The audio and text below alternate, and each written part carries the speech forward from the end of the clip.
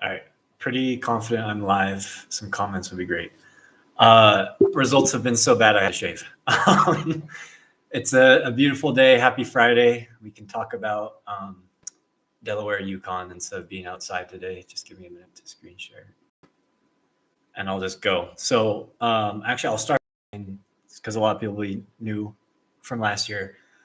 I could just say 2 and 3 and move on, but in my opinion, the way I do things, like really going in live, what happened in the market and in the games is kind of like the whole key to all of this working. Honestly, like if our only job with all of this is to predict. So it's not to analyze or evaluate or say what happened in the past that already occurred.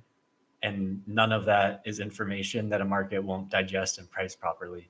So yeah, the job's to predict. And a big way for that is just in the analysis of stuff that has already happened, what can you learn that might not be obvious? And then also, like, given the way I do things in such a like discretionary way, self-check myself and how I'm doing things. So yeah, obviously results wise, 2 and 3. I'll talk a little about CLV just in case there's new people here. So just to be extra clear, because some people think if you lay -3, -110, and it moves to where you could still bet -3, -115 in the market, they would count that as like a 5-cent move of CLV and count that as positive CLV. That's not. What you should be using is devigging the market to see what is like the median price of what the whole world is saying the probability of this game winning by more than 3 is. And so if you lay -3, -110, and the market moves to painted with VIG -3, -115, that's not positive 5 cents of CLV. That's negative 5 cents of CLV. The market is still calling you a loser. Slightly less of a loser than a complete pure coin flipper, but still a loser. And if it moves to 3 -120, then the market's just calling you break even. It's saying you're not going to win, you're not going to lose. You can just like gamble for free basically, but you're not going to make any profit. To actually have, if you lay -3, -110, move to a place where the market is calling you a clear winner, you need -3, -125. And really, like very arguably, you would ideally prefer something like my baseball where you get like scalpable CLV, meaning like there's no argument how you should, because there's multiple arguments about how you really should be defigging these games.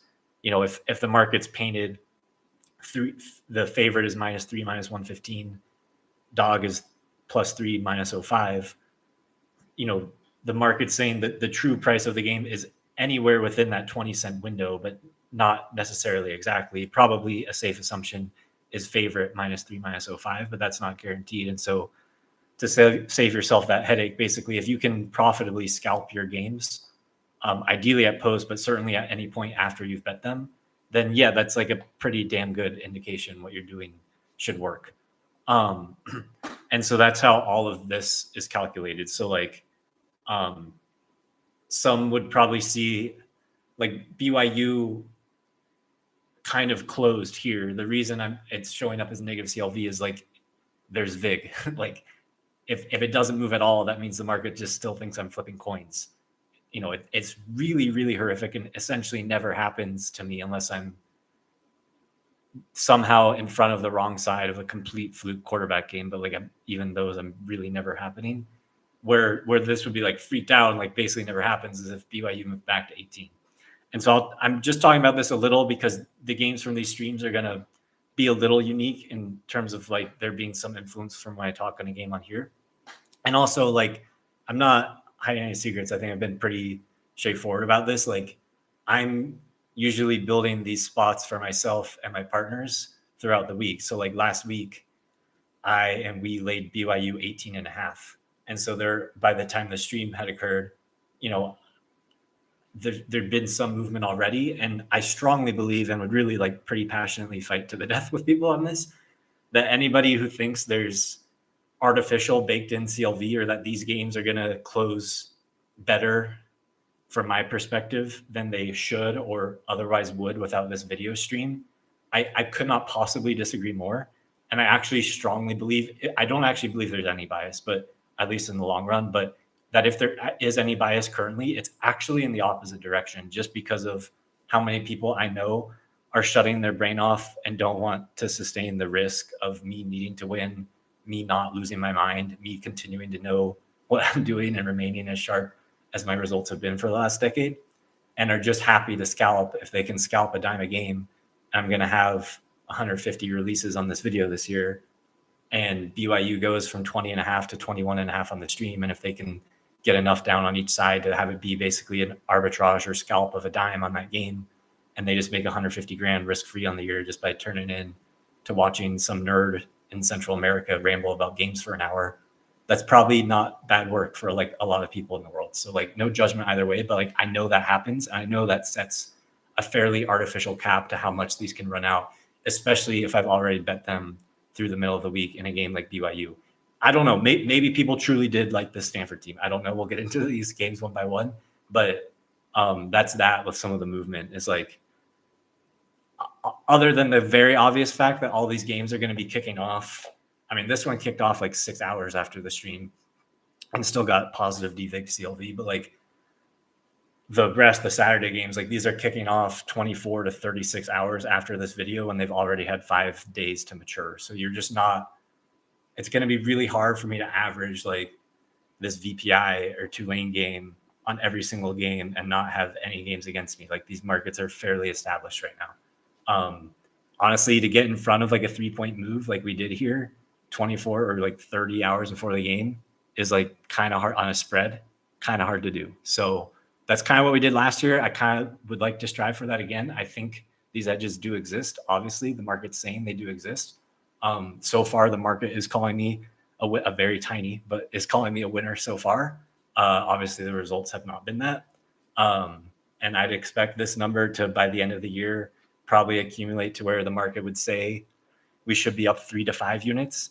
If you really are like, this is the only number in the world you care about. All I can tell you is that a decade of doing this now, well, I guess coming up on 11 years now, every single year of every season I've ever done, my results have been better than this number. And I think there's a lot of reasons for that, some of which I don't really want to like go over publicly. But yeah, that's on the movement. I'll go one by one. Obviously, like result wise, played out really well. I mean, the analysis is just like inarguable, I think, of what Thomas Hammock, the NIU coach, does in these big P4 games they play. That's not likely to happen again this year. Maybe we'll talk about that. I don't even know their schedule that well, if they play Toledo or Buffalo or Ohio or one of these good MAC teams. But yeah, obviously, did we run out good a little in red zone stuff? I think there's 2 red zone turnovers, yeah. But, you know, there was also an insane explosive touchdown from NIU where they really shouldn't have scored a point in the game. That you simulate the game 1,000 times, I don't think they're scoring that touchdown more than 100. I think the analysis of this quarterback being incapable of throwing was right. I think, honestly, I was probably wrong. Part of me thinking there was some room here to still be under on game day was that Hammock would chill out with running up the score. I mean, they were trying to score late. Now, it was, I think, a 2-score game most of the whole game, so it's not like some crazy blowout. But yeah, I'd rebet it. It closed good. It won with ease. I'd probably think it would even close lower than where it did last week if that game was played again this week. I'll make it really clear in games like these. So I don't know how to say this. Definitely see some comments and like people love explaining stuff after the fact when the game's final about how obvious the other side was, and or maybe even not, or just like speculate or suggest that the influence somebody has on the market shouldn't exist or whatever. And I know, like when I read peanut gallery stuff, I like completely roll my eyes and like, okay, if you're so smart, then just out earn me and out influence me in the market. Like it's really easy. Like money talks. These moves don't move on air. And I know, so like obviously this one moved pretty heavy against me. And I don't know if they even watch these streams, but like if somebody who is, you know, higher than me on this hierarchy is gonna listen to this stream, I want to make it really clear, like none of this is disrespectful. Obviously, if somebody's been able to influence the market specifically on a game against me, and outperform me. They've clearly know something I don't in life, or have done something I haven't. And anyone who opposes me, I really do have like lots of respect for, if they can afford to like shove a game so massively in my face. I like to joke about it because it just is like amusing to me to see these people freak out with the baseball. And it is honestly, it's really amusing to me how literally zero signal any market movement on any of my baseball has been for more than a decade now. It's amazing. Football matters a lot more for logical reasons, in my opinion.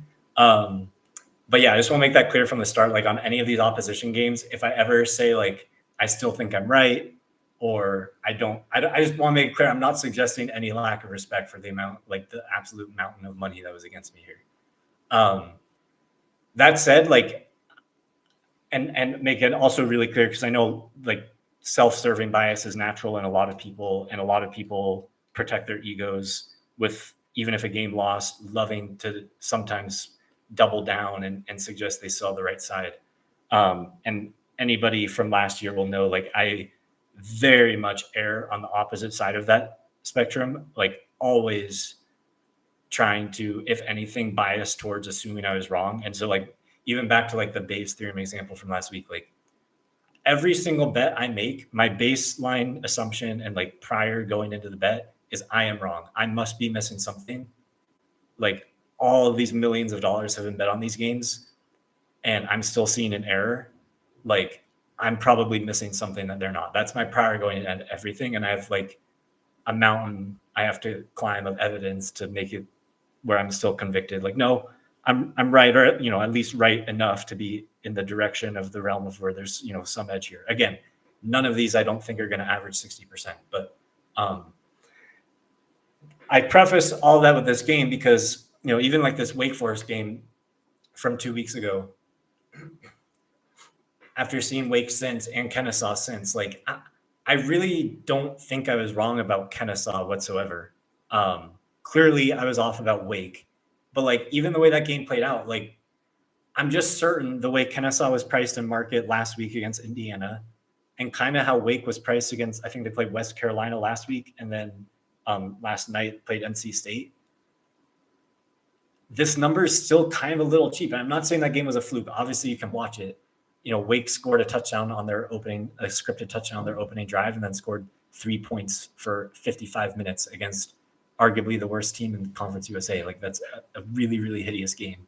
Like they're probably very bad, and I agree with that. And I don't think this line's super cheap going forward. But in terms of my numbers on just what happened, I either won or lost. I don't give a shit. I just need to try and make money tomorrow. I need to know how to price these teams. And for me, on just like quality of teams and goodness of football, like I was pretty convicted at starting Kennesaw somewhere around a -25. And in seeing, they're 5-score underdogs at Indiana and don't really come that close to covering, like, and then seeing what Wake was since, like I was starting out Wake around a -5 and seeing how they're priced at home against NC State. Like NC State's not this like monster high single digits team yet. They were just basically 3 at home against UVA the week before. I mean, there's some real home there. Like they're clearly low single digits team. These aren't like Barry Horse opinions. That's just what they are in the market. Goodness of football, the market is kind of pricing these teams since, and I agree with them, as if this bet was cheap. Now, again, I'm not saying this was a good bet. It obviously closed bad and never came close to winning. Those aren't the only 2 things I care about to tell if a bet was good, but it's not great signal. But it would just inform me that like probably there's some like ball knowledge I'm lacking in the matchups. Like again, there's a really small sample of these Art Briles, Josh Heupel offenses in year one on these dog shit teams. Like we've really only seen it at Ole Miss, Tennessee, USF now. We saw it with Sean Lewis at Kent State, but they had an NFL quarterback in Crum, and like they were a really competent MAC team when they were there, like making bowl games and stuff. Like we haven't seen a true like utter dog shit team run the Art Briles stuff. And so maybe I'm missing something there. They scored 9 points, so I don't think I am. And we saw Claiborne these last 2 weeks too. Like he is easily their best player. He's an NFL running back. I'm not saying he's worth 18 points. I'm not trying to waste so much time. I know we've been 15 minutes in here. I haven't even gotten to these games or the board this week, but just in like, as you hear me throughout these weeks, and eventually we'll start speaking the same language, on how I think about where these teams need to be rated and then what ball knowledge I'm missing or matchup thing or motivation handicap and other stuff that's harder for me to price, as that maybe being the explainer of why the bet appeared bad or missed. And for this one, like, I totally get you could watch the game. I think Rutgers had double the first downs and in a lot of ways didn't come close to winning, but the game's 10-7 midway through the second quarter. Miami's driving and outgaining them in the game, and they throw this hideous, effectively pick six into the red zone. I guess a pseudo pick six, I guess, and that's like a 12-point swing in EV based on what the drive was worth when they were there. I mean, completely flipped the game. And then there's a 30-yard offensive gain they had in the second half when it's a 7-point game, I think, and they call back 2 15-yard penalties, one on probably a super arguable offensive PI, and then on the coach yelling about it. That's a 60-yard swing that swung the game, and it ends up basically being like, I think, a 50-yard yardage gap for Rutgers. If you watched it, I'm definitely, I think I was too low. Kaliak Manis to me has like materially improved at football from the guy that cost me $1 million at Minnesota 2 years ago. And this, I think it's number 9, the big receiver for Rutgers, can actually really play. And I know Rutgers has been recruiting real guys for a while now. And I also know last year ran out disastrous, like utterly disastrous with injuries. And to use many of like data points of their games from last year is probably a mistake. And I also know Miami, Ohio's super young MAC team. Like, again, I could see why people without doing numbers would be really into Rutgers in the last game. But on numbers, it's not like I'm all of a sudden going to be dragging Miami O down like well below a -10. Like, I still think they're right there of like nowhere near a favorite in the MAC, but can easily compete in these games in the MAC against these real teams.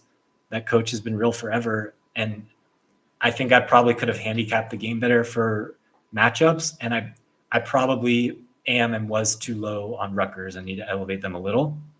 But that's a long way to say, like, if I made this game 11-ish, I'd probably now make it close to what it closed and not think that the opposition, that, again, as humbly as possible, and if you're the person who jammed this in my face, I respect you a lot, but maybe not thinking that those people were completely stealing against me. Like, in a lot of ways, this game was a lot closer than the final for sure, and like arguably than the closing line.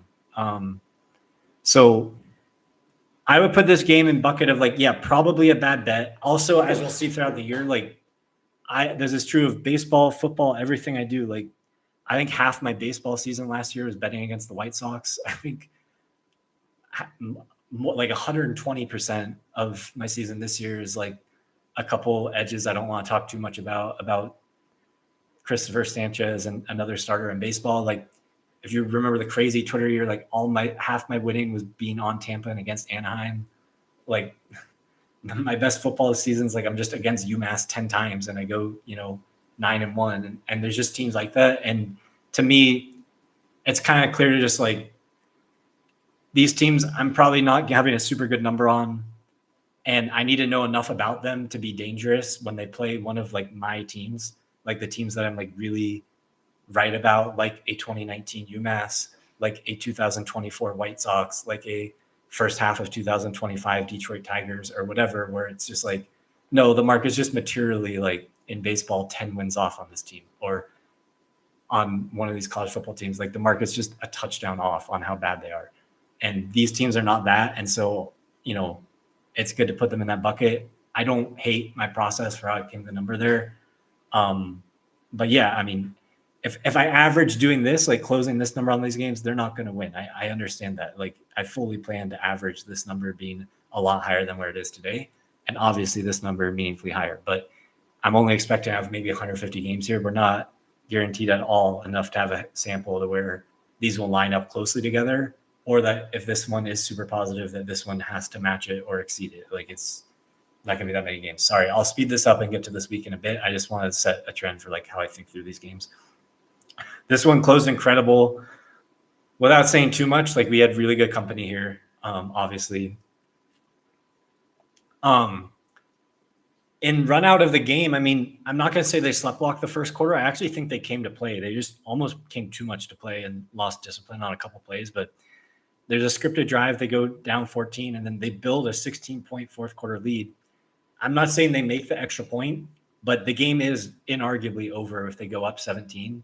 Leaving that game at 2 scores, I think, gave South Alabama life. And at that point on the road, they're just trying to squeeze the clock and end it. So would I rebet that? Yeah, honestly, the price we laid, given where it closed and how the game played out and how I'd keep rating these teams going forward, yes. Would I probably like update a little how I view South Alabama? I think so. I was a little bit more confident going into it. They might score more points than I was thinking this year, but I think I'm right about Summerall knowing that coaching staff well, and I think I'm right about how Tulane is, given a mountain of money on them 2 weeks in a row.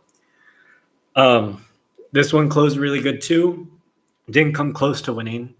I mean, live prices and everything was within a score if you're all half. I think, I mean, it's not an opinion. Like I nailed Vandy's intended pace and ball control. If you look at like seconds per play and everything, I probably should have spent a lot more time just evaluating the quality of the football matchups on the field and some of the weaknesses of Virginia Tech right now and maybe how bad that team is. And obviously in hindsight, I would have much rather bet Vandy. And then here, like, again, I don't want to, because like it drives me nuts, frankly. Like when I bet a game, it closes good. I know I'm betting, like I lost like 300 something grand on Astros money line 2 or 3 weeks ago. And I just know there's like shit talkers on Twitter who might have like $1,000 on Rockies. Like, these idiots bet all this money. And like, okay, well, I got 30 cents of CLV. Why don't you start winning more so you can bet, 300 times as much as what you are now and be on my level and shove it in my face properly. And I know like some people will probably, if they're watching this, think that if they bet Stanford, and I just want to make it clear, like, I don't mean any of this like to be the peanut gallery or be disrespectful. But I just like, I mean, I hope people watching this are watching these Stanford games. Like, I don't know what words to use. Like, they didn't cross the 50 until the fourth quarter. And like, I thought we ran out horrible in this game. I mean, I downgraded BYU pretty meaningfully from this game.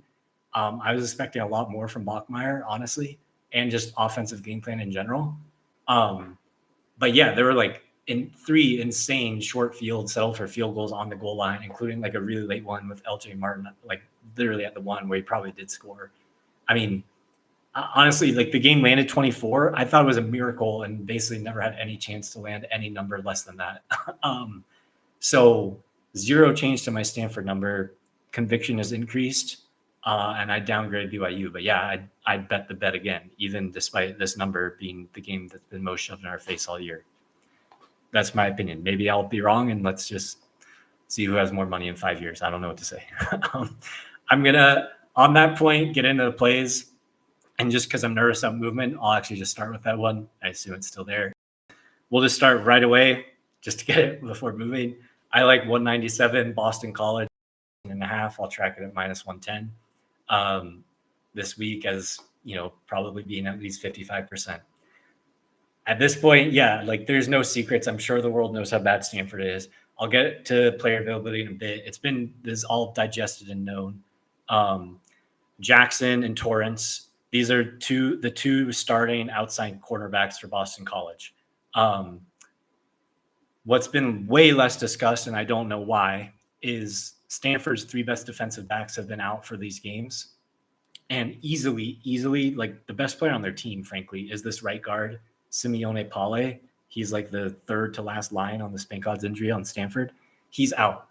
I personally, I'm fully expecting, based on how Reich talked in his presser, Stanford's going to be switching quarterbacks to the modern day kid. He played last year against SMU.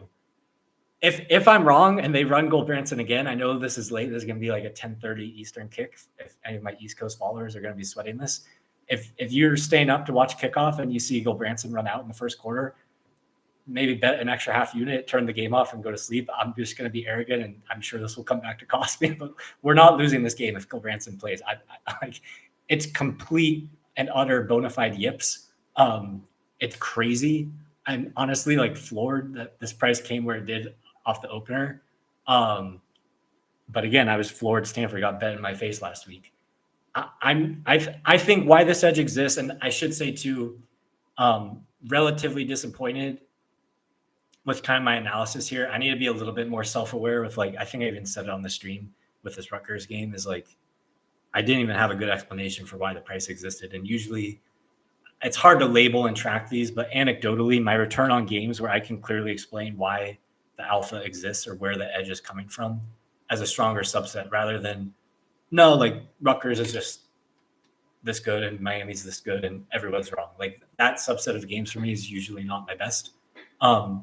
I think it's explainable why Stanford's being priced as they are, as just it's really tough to destroy a Power 4 team's rating to this level if you're not doing all the offseason priors work on all the players they lost, all the academic standards to get into there, and all the money that they're not spending on players, and how lame duck this coach is, and how late fired last guy was, what's his name, Trent Taylor. So yeah, where's this going to close? I don't know. It's probably going to get shoved in my face again, to be honest. At 14.5, I would expect people to take 14.5. Like I'd be very surprised if it closed more than that. And it might come back and close where I just gave it out. I just don't care. I'm sorry. I know it sounds arrogant. I know how good Stanford can be with these players. And for me, the huge thing in this game is they have not faced an actual passing game yet. Like Alejandro tore his ankle really early in that second half and couldn't move at all. And they're a receiver-based passing offense, but of the level of Boston College, nowhere near. This BC quarterback is playing at an incredible level, like incredible, and is easily the first team that can actually legitimately threaten by far the weakness of Stanford's defense, which is its secondary and hasn't been remotely tested at all this whole year. So, yeah, I definitely trust Bill O'Brien to scheme points. If Gilbranson plays, I don't expect Stanford to score more than 10. I don't expect him to play. And yeah, in a vacuum, I would care about these corners on Boston College, but they haven't been very good players for them. They've been playing hurt. I'm not convinced these backups are worth much at all. And so ratings wise, like this isn't really some crazy Barry Horse opinion on BC. Like they're around a +3, +5, depending on who you ask. With a quarterback that good, you play an average team, like you have to be laying at least 3, in my opinion. And I just have this clearly very anti-market opinion on Stanford truly being, with conviction, as bad as a -15. And I understand all the math nerds who are going to say how preposterously impossible it is to have conviction in that through just watching 2 football games. It's way too little of a sample. And I've seen enough. Like this isn't a competitive football team in really any way. So again, I don't expect this to close good, but if you get 13, there's a decent chance this comes back to 13.5. And I'm going to have people against me here like last week. And I just think it's good. And I can sit here and bend over and be humble and just say any game in my face is I'm wrong, but I can also just think for myself. And I've got a decade of track record now suggesting that second thing is what I should do. So that's my opinion. There's going to be maybe 100 people here. I understand the 10:30 p.m. local kickoff for BC and back-to-back road games is not what anybody would call ideal, but off a loss, I'd easily expect them to show up focused. And like I said, operating whatever they want pre-snap is a complete breeze in the stadium. If this was a normal day game, I would pretty confidently be making the home field like less than a point and arguably 0. Like there will be more BC fans. Like no one goes to these games. Like Stanford's band will outnumber fans. I don't know. I think it's cheap. I have one more game I'll just do right now. I'm not really worried about it moving, but while we're here, I'll just do it and then scan through the leans and then we'll get to NFL at the end. But I think 119 Buffalo, I'll track at 20. Yeah, 21.5 flat is fair, I think. 119 Buffalo minus 21.5 flat, 1 unit, I think is at least a 55% bet. Why does this exist? So I actually, based on last week's price with Kent State, I actually don't think the edge here is because of Kent State. I think finally, after 3 years of not covering every single game and losing every single game, the market seems to have finally capitulated on this team. Probably not perfectly, but they're getting there. Another team that basically didn't cross the 40-yard line until the fourth quarter when they were losing by 68 points. By the way, congratulations to everybody who hit this middle last week. But Yeah, there's zero reason what's like this roster is worse than last year's Kent State team. I don't know what to say. The quarterback play is easily worse. Last like weirdly enough, Kent State last year had two like legitimate MAC wide receivers. Floria was one guy's name. I forget the other guy's name, but like they could hit legit deep threats. I think one of them was returning punts. Like they had players that belonged in the MAC that could play on other MAC teams. After this, and this was like as big of a coaching disaster as Stanford with the lateness of the firing, like zero MAC players. I mean, like zero. Like, please go watch the first half. You can find footage of Kent State versus Merrimack. They played in week 1. I mean, they're very clearly not a better team than Merrimack. I think this bet is actually as much about Buffalo, to be honest, with my gauging of where these teams have been priced. I think Buffalo is really underpriced. I think this coach is fantastic. He's had them ready to completely play in basically every game he's coached them in, other than UConn last year. I think they've bigly upgraded quarterback, and there's like really legit MAC play. Like I'm pretty confident the best linebacker in the MAC is this number 2 on Buffalo. I think Red Murdoch is his name. They have 2 really legit MAC edge guys on defense. And that's big because Kent State has, I really don't think this is recency bias or exaggerating. I'm really, really confident Kent State rotates their offensive tackles. They have 3 that play a lot of time. This is, if you want to call them a trio or just a pair of the starters, this is easily the worst pair of FBS offensive tackles I've seen in my decade of doing college football numbers. That's not recency bias. I swear, like I'm high conviction in that. And the quarterback play around is just completely miserable. So they're showing up a little when they can stack boxes. Like obviously a lot of covering this number is going to be Buffalo needing to score something enough in the second half. They're a complete run-based team with a +1 with the quarterback who had 2 pretty crazy runs last week against St. Francis, which by the way, this St. Francis team they kicked the shit out of last week, I think they're laying 38 and covered, is the same St. Francis team that like, I think they only won by 7, but that this St. Francis team completely dominated and controlled Kent State at Kent State last year. Like the St. Francis team Buffalo just murdered, I really think is as good as Kent State, if not better. I swear, I believe this. So yeah, I think Kent State's like a -30. I think Buffalo's like a -5, which is probably higher than the market would have. Usually a gap of 25 points would play down with a total this low. But the home really is 0. Maybe it's half, maybe it's Kent a half with home. But I think the funnel of how utterly fucked Kent is playing from behind with his O-line and obvious passing downs with the quarterback, and how ready this Buffalo coach has been and how serious I know he takes all these guys. Like this game, for example, last year, like they played at the end of last year, Buffalo was laying 23, I think, and landed in the high 30s. Yeah, the other thing too, if you're watching this game, like you can really get behind Kent State safeties. Like it's really, really bad safety play. And that's how Buffalo's offense works right now is these deep, they have this receiver named Victor Snow, who is literally like, again, just like the linebacker. I really think he's the best slot receiver in the MAC. He would start in 2 wide receiver sets for like half a power 4. As for the logic around how, if he's so good, why the fuck is he at Buffalo? This guy, I think, just materially improved a lot this offseason. I know he's like the hardest working kid on the team, but I'd expect him to score on one of these like slot fade things after they're running down their throat a lot. So yeah, what do I make it? 24-ish, 24.5-ish, but like with conviction. So yeah, it's not some crazy 7-point edge that should be -300 when we lay 22. But would I lay 23.5? I'd lay 23. Like I'd take out the circa number if you missed it. If this sport trade amount is, I don't know how much is there, but like I'd lay those. Obviously, is fractionally more key than probably most people assume. 23.5 -110 worth it. I would say I wouldn't rush to bet that right now, only because, like I'm talking about this game too, like I don't expect this to get shoved in my face and go back and down close 21. But if this did get painted 24, I do think somebody would probably take Kent.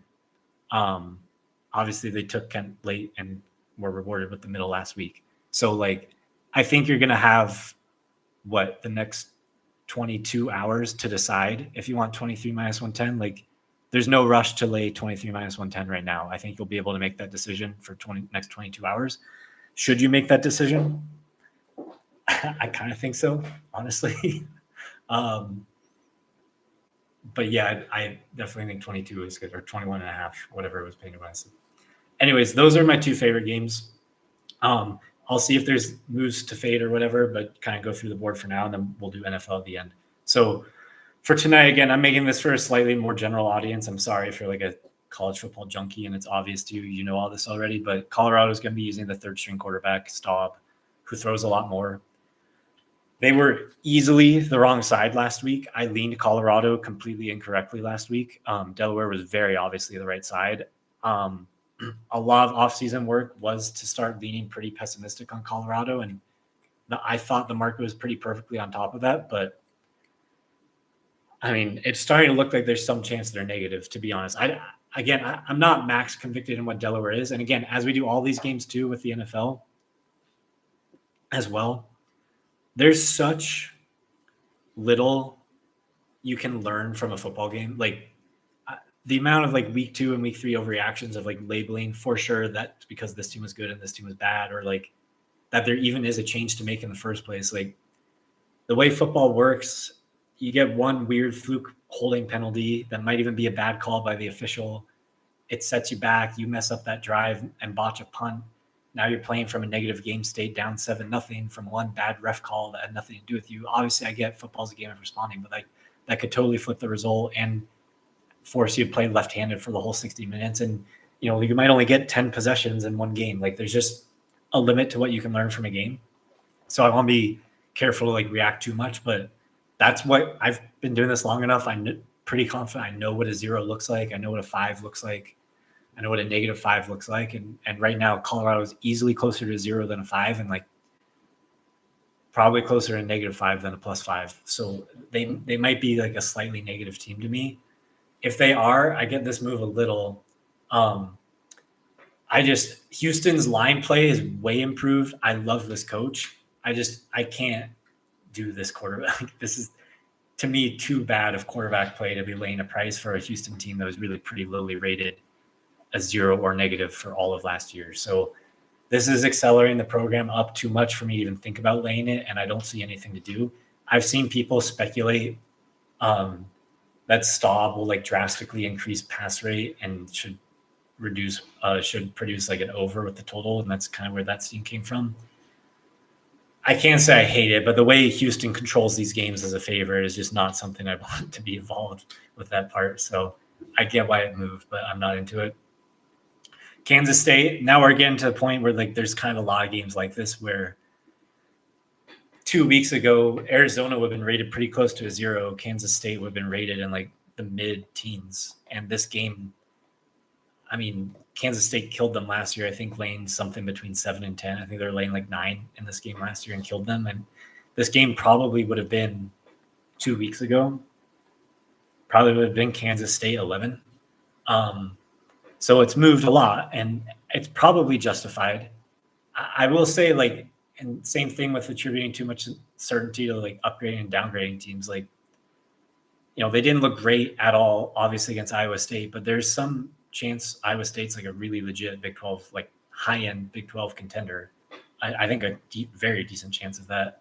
I'm not so instantly convinced that Army is doing that with the backup Army quarterback. Definitely bad. Obviously, you have to downgrade something for last week, but I'm not at all like 100% convinced Tarleton State's this joke, and now we got to write off Army with the backup as being this -10 and losing to on the field of them as a joke. I mean, a lot of crazy stuff happened that game. I think their time of possession in the second half on offense was like 3 minutes with onside kick and all that happened, and the way Army plays. And they've been struggling with eye discipline on defense all season. Like, in hindsight, Army was way better a bet than I gave it credit for last week. But just knowing how good the quality of players are, knowing they've been really struggling with D-line depth and are getting some back, I think it's in here already. Yeah, Ryan Davis is supposed to play the second line on Kansas State, who Kleinman talks about really highly. And Edwards obviously was just tweeted out today that he's likely to play. And he probably is definitely worth something and can add a lot to like probably making the quarterback run more viable for Kansas State. So, it's kind of a bottom out. I'm not going to say must-win game, but like this is a big game for Kansas State with their season off last week. And I don't want to start like quickly tanking them into being like low single digits. The issue is Arizona might be really solid.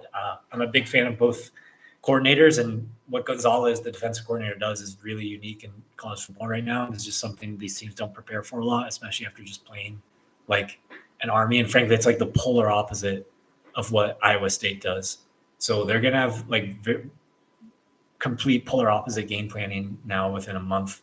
And so if Arizona's probably up around +5 and Kansas State's like just underneath a +10, maybe an 8, like maybe this is 3-ish on a neutral and, getting to pretty much the right price. I haven't bet anything. I don't really see the point, but just to kind of frame where you are, if you're one of these like 2 or 3 football games means less than I think it does, the market is basically pricing in max certainty that Kansas State is as bad as they've looked. And there's no chance that they're better than they've looked. And that is probably a little aggressive. And I could kind of understand a little bit of a move. I don't know how long it was at pick early in the week, but I understand a little bit of the move up. Because pick is really implying like max certain. It's certainly possible, but it's basically implying certainty that Kansas State is as bad as they've looked. And they probably are as bad as they've looked. But there's some world where, they're up around where they would have been prices where they're laying 3.5 to Iowa State and Ireland. Ridiculous game to bet. UCLA's left side of the offensive line is a massive, massive issue. That's something to watch for like live betting. I actually super respect the New Mexico coach. And I think the quarterback's playing a lot better than I was expecting. But, they're still New Mexico. Like UCLA did wake up a little in the second half last week. So they've probably bottomed out. It'd be shocking and will end up being very profitable for us if UCLA has not played their worst football of the year. But as of now, my base case is UCLA has played their worst football of the year. And so if they have bottomed out at this price, there's nothing to think about. Nothing really to do here. I'm going to start skipping over games because these get way too long when I have no opinion. Basically, real quick, I think both quarterbacks are a little underrated and playing at a pretty high level, but nothing strong. Temple's quarterback is playing at an amazing level. The issue is Keeler doesn't seem ready to commit to Simon, and he's throwing in McCoy, the Oregon State kid, like every 3-4 possessions, and every single one's like a 3 and out, and like all the touchdowns are with Simon, and he can't just commit to the guy. I would hope he would soon. I see lots of speculation that Oklahoma's going to like sleepwalk through this trap game. They, I think, have Auburn next week. They just had some huge monster victory. There's a few games like that this week where people are just like randomly speculating it's a flat spot. It's really difficult to label these with that caveat. But I've tried really hard in applying numbers to this and seeing if there's anything I could strip out of signal in either sandwich games, let down after a big win, letdowns after a big loss, look ahead games where there's a big SEC opener next week for them against Auburn. From my analysis, it's all just speculative bullshit from like 1990s touts, basically, is what I see. And now I say that with the humility of like, there's a chance I'm not labeling these perfectly. And I'm totally one of these people, like, I love the analysis like Oregon last week against Oklahoma State, but I need it to be not priced in at all for me to like feel good about the number being enough to bet something. And I totally believe like that could have been a thing last week. Just like I could believe there's some chance of this being like a flat spot for Oklahoma, but to even think about betting Temple, I need a way bigger price to where it's not priced in at all, because on numbers, really hard to argue, laying 4.5, 5, whatever they were against Michigan last week and covering with ease as like the obvious right side, how that's not in the really upper teens as a power rating and probably close to a 20. And Temple just spent basically half a decade since Jeff Collins left as like a -20 or worse. I think this is the best Temple team in like 6 years. I know that's saying a lot, but even still, like, you're getting pretty bullish Temple to start calling them a -15. And if that's what this game's like 31-ish on a neutral. Now with the total and the gap in points, I understand why it has to play down and it is a flat spot, but that like Oklahoma letdown narrative or them not caring about the game is at least priced in. And on numbers, honestly, even still after this steam this morning, on quality of football teams, and I like Temple. Like I bet Temple of a halftime week 1. Like I'm really into this coach. I'm very into this quarterback. But on numbers, like even still this late number, it's a little cheap. I haven't bet anything. I don't think it's really worth it because of the likelihood Oklahoma's a little safe, but I'd be careful. Like, I'm used to laying like Venables is a psychopath. Like I built a big part of my bankroll on those like mid 2010s, late 2010s Watson, Trevor Lawrence, Clemson teams. Like I was laying 35 at Wake Forest or whatever they were in those games.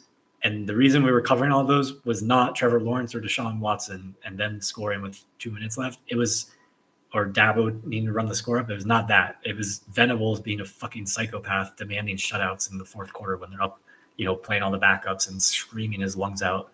Like he's a psycho.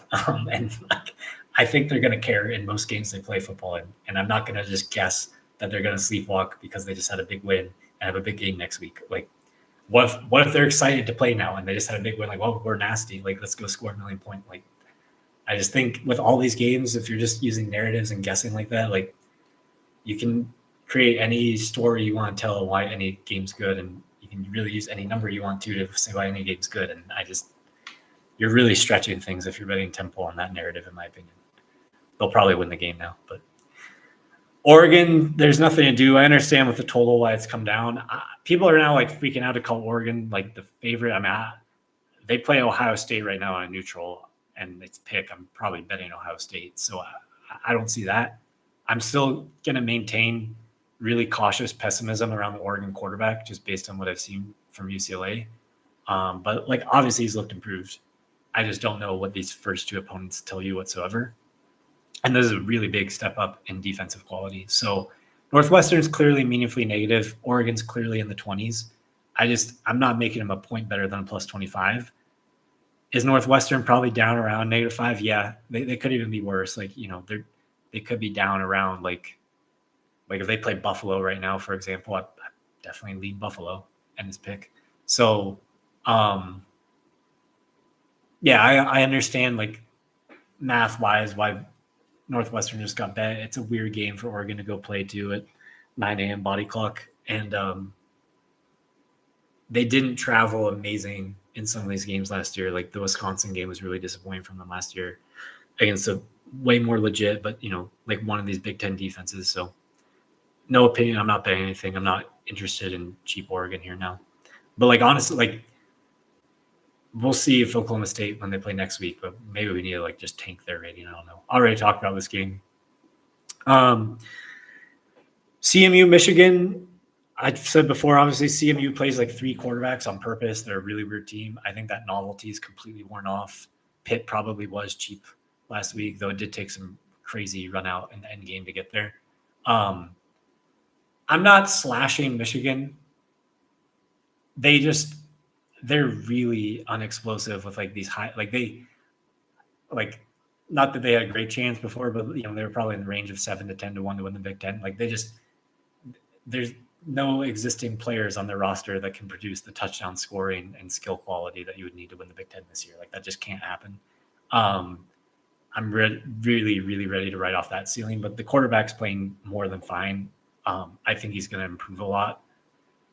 Could this be some get right game? I don't know. You'd have to speculate. I don't know what Biff Poggi, if you don't know, the interim coach here is this billionaire hedge fund guy who coached Charlotte the last 2 years. I thought Charlotte was going to go better than it went for them.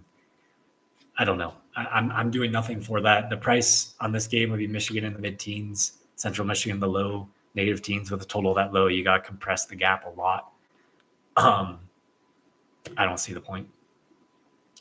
There's another huge move from preseason things like this one, because Clemson, I mean, they got bet and were laying 5 at home to LSU. Like, the whole world was pricing Clemson in like the mid to low negative or plus 20s, as a rating. And Georgia Tech got bet against in game 1 against Colorado and was probably getting prices around like a plus 5. So like the world on a neutral is calling these teams like 15 to 18 points apart, depending on your opinion of them, where this game would be, 12-ish to 16-ish, depending on your opinions of them. So we're dealing with like another roughly 10-point move in adjustments off Clemson. I'm not sure that's justified. I mean, we're still at the point where, like, again, it's one game. There is some world LSU's a machine, and I know not looking great against La Tech the week after is kind of alarming. And then Clemson sleepwalking through a game they should have cared a lot about and been pissed off and killed Troy, and being down at half. Basically, I think the halftime line was suggesting the game live was like pick. They end up destroying them in the second half, but that's not exactly a good showing in a game they should have been all in for off that loss. So yeah, I definitely agree. There's material football issues with how good Clemson is this year. Predominantly left tackle, honestly. The quarterback play is pretty overrated. Dabo calls this guy the best player on the team, Antonio Williams. I haven't confirmed if he's playing or not. It should definitely contextualize how you rate last week against Troy. I'm not ready to call him the most important or best player on the team, but yeah, he probably is worth a point or so. Georgia Tech killing the team last week without King meant a little to me, given how bad they looked without him and all the games he didn't play or was like half and half, 50-50 playing in at the end of last year. I think this coach is extremely prepared for these like monster all-in games. If you watch his presser this week, like it's one of the most pissed off, like short to the point I've ever seen him in my life. I don't know if he's pissed off, completely locked in. This is like his biggest game ever, but he's gotten them completely ready to play like Georgia and real teams last year. I kind of just agree that this 10-point move is like basically roughly worth it, and I don't really see anything to do. And I probably would like.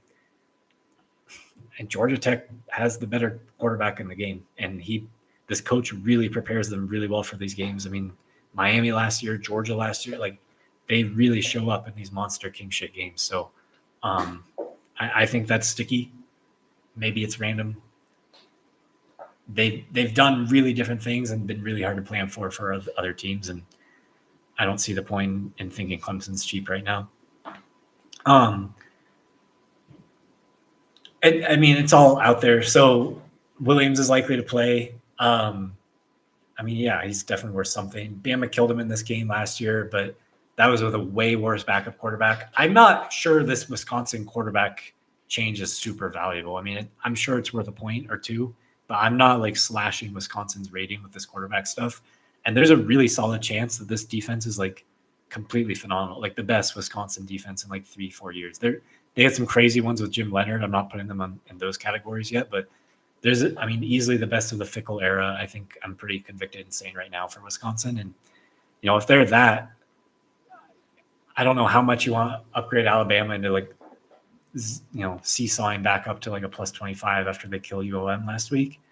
But if they're still like a 24, which is where a lot of people would have thought them as, Wisconsin's clearly, I think, above a 5 or so. And with a total this low, I understand why 21 got taken. Like at 21, I kind of starting to lean Wisconsin's way, but there's no decision to make at this one. I'm not going to talk about games I have no opinion of. Like I said, Delaware, obvious right side last week. I think this quarterback's not actually worth that much. And they have I have no idea, again, why this number 19, the wide receiver, is on Delaware, but they have real players. I don't have an ultimate opinion here at the current price, but I'll talk about it just because a million people are going to ask about it and get it out there. The core of pricing this game to me is it's really clear how this Josh Heupel, Art Briles stuff works against overmanned, outclassed teams. But when they're severely physically outclassed, like Tennessee is here and has in the 4 or so times, and it's probably the most quoted stat you'll hear all week, which is Josh Heupel teams haven't scored more than 17 points against the Georgia defense. Ole Miss, other than one crazy drive actually with Simmons that Georgia wasn't prepared for and probably over-risked on assuming with Dart out for the drive, and that cost them a touchdown. But Ole Miss scored a defensive touchdown to maybe score 25 points. They shut down a really good Ole Miss offense last year, running the same offense.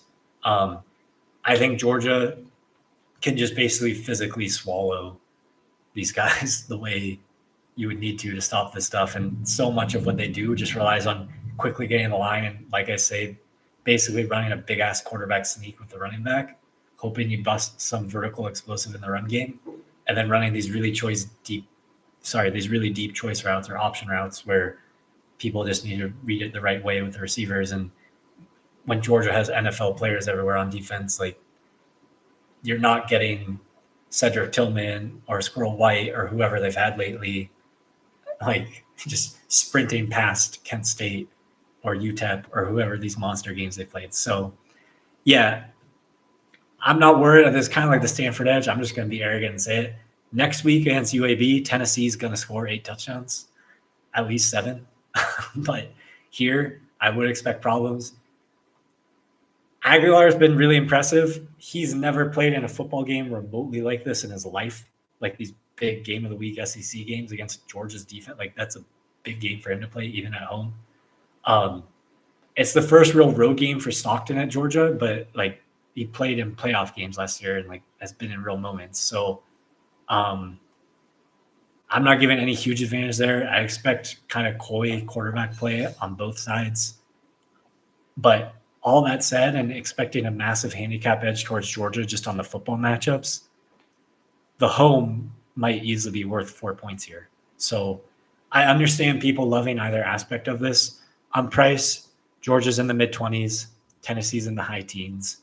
You want to call it 7-ish on a neutral. I get it. You want to call this home 3, 3.5, 4. I get any of those prices. If I didn't care about the Bryles Georgia stuff, I'd be happy to make this price anywhere from 3 to 4 and would probably start about thinking leaning Tennessee at 4.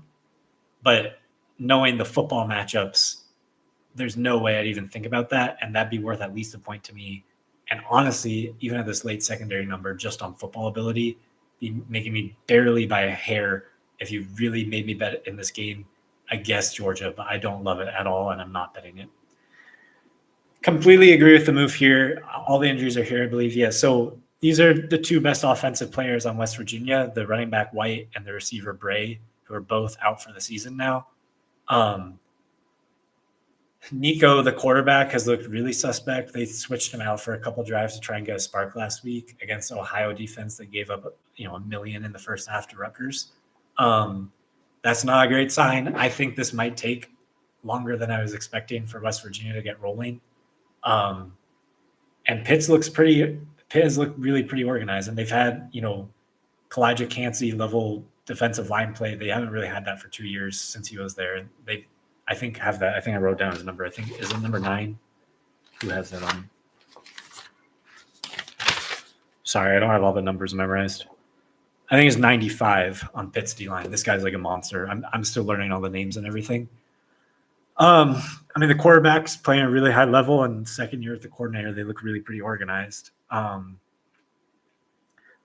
Normal game, neutral field, I would easily be laying Pitt 9.5 or whatever you think this implies. But just knowing how weird these games are and how Narduzzi might manage these, I'm not thinking about laying more than 7 with this guy in a game like this. And there could be like 4 15-yard personal fouls, and I don't know which team's going to have them. And there's enough uncertainty there. I'm not really into it. But I'm directionally leaning quite pessimistic West Virginia on the season, and very ready to buy into them next year maybe.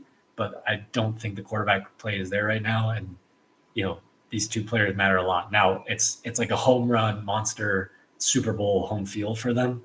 And this is like almost their game of the year. So I don't want to get in front of that. But things aren't trending well, in my opinion, there.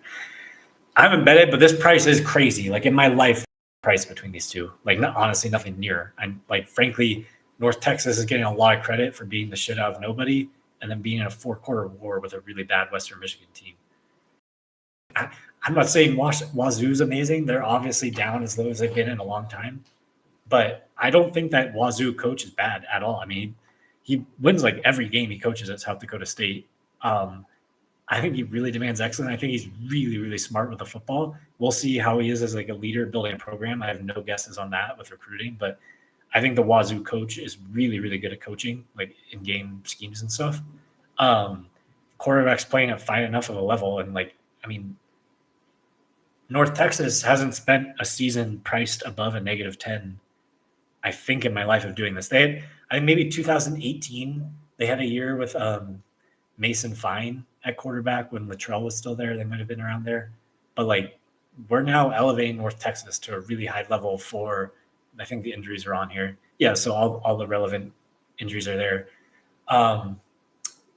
It was not sounding great for that offensive lineman for North Texas. The last I heard, maybe trending doubtful. But yeah, like honestly, not a lot separates these teams at all. I thought there were really reasonable cases. Wazoo's a better football team, but it's a weird game. I could see Texas heat and 100 degrees on the field. There's really small sample of teams doing these, but like I know like the Florida teams going into the snow play to a lower number in NFL and college. And I know the opposite plays as something around a point or two. So like this could just be a bigger home field than I'm appreciating. And it is a weird game for Wazoo to have to go play. But on team quality, that's a really big side. I mean, really big. I haven't bet it, but I made this. I mean, giving North Texas a lot of credit, I made this like more like 3.5, but my conviction's not enough to bet. Maybe getting a little carried away on Texas Tech. I'm really into them still. That basically the whole world is, and I'm not ready to just destroy Oregon and write them off as like quitting. The vibes around the coach are definitely not great. I concede that fully, and the special teams was insane last week, but the quarterback play has actually been pretty impressive. I don't think Fresno's a complete write-off joke, and Oregon State, despite all the amount of money against them for 2 weeks in a row, they were probably the right side last week. So, yeah, I'm not all of a sudden making Texas Tech like way in like the high teens until we see them play a real team. I'm willing to do that. Like I could believe the coaching, decision-making, quarterback play, and just roster is good enough to be that. But I doubt I'm going to be pricing them as like pick with Oklahoma on a neutral this season. I mean, that'd be my limit probably. So Oregon State's got to be really pretty negative now to start justifying this price, which is a stretch. The way Texas Tech plays, I don't want to get in front of that at this price. Maybe at 24, you could think about it. I understand why 24 got taken. It's a ton of points for the gap between them. So Purdue has USC offensive staff member from last year as their OC. I'm not guessing of any of that applying here. The way Odom structures on defense with kind of like the Cincinnati-ish, Iowa State-ish structure hasn't been the best for USC, but I'm not convinced the quality of players is enough to matter. And I think I was probably too low on USC coming into the year. I mean, the receiver and quarterback play, and I know they've played 2 cans of corn, but it's been insane.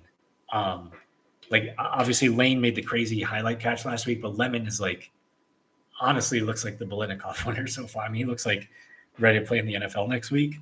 The thing about this game where the total is getting a little high to me, I don't have enough conviction to bet it because of matchups, but on pace, a lot of people don't know because of like this air raid persona with Lincoln Riley and everything.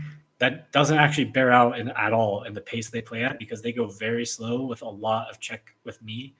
And I know it's been down because they've been winning by 50 the last 2 weeks. But even when they're in competitive games, USC, especially on the road, plays a lot slower because Lincoln Riley, more than any other coach in America, loves basically playing Madden through the headset of the quarterback and having everything get snapped with 1 second and everything pristine and ready to go. I'm guessing lots of that will happen in this game. And I think this total is suggesting a little bit too many possessions to justify the price for me, but I'm not like with conviction making the total 57 to where I love it enough to like bet a bunch at this price and give it out. But I do decently lean under.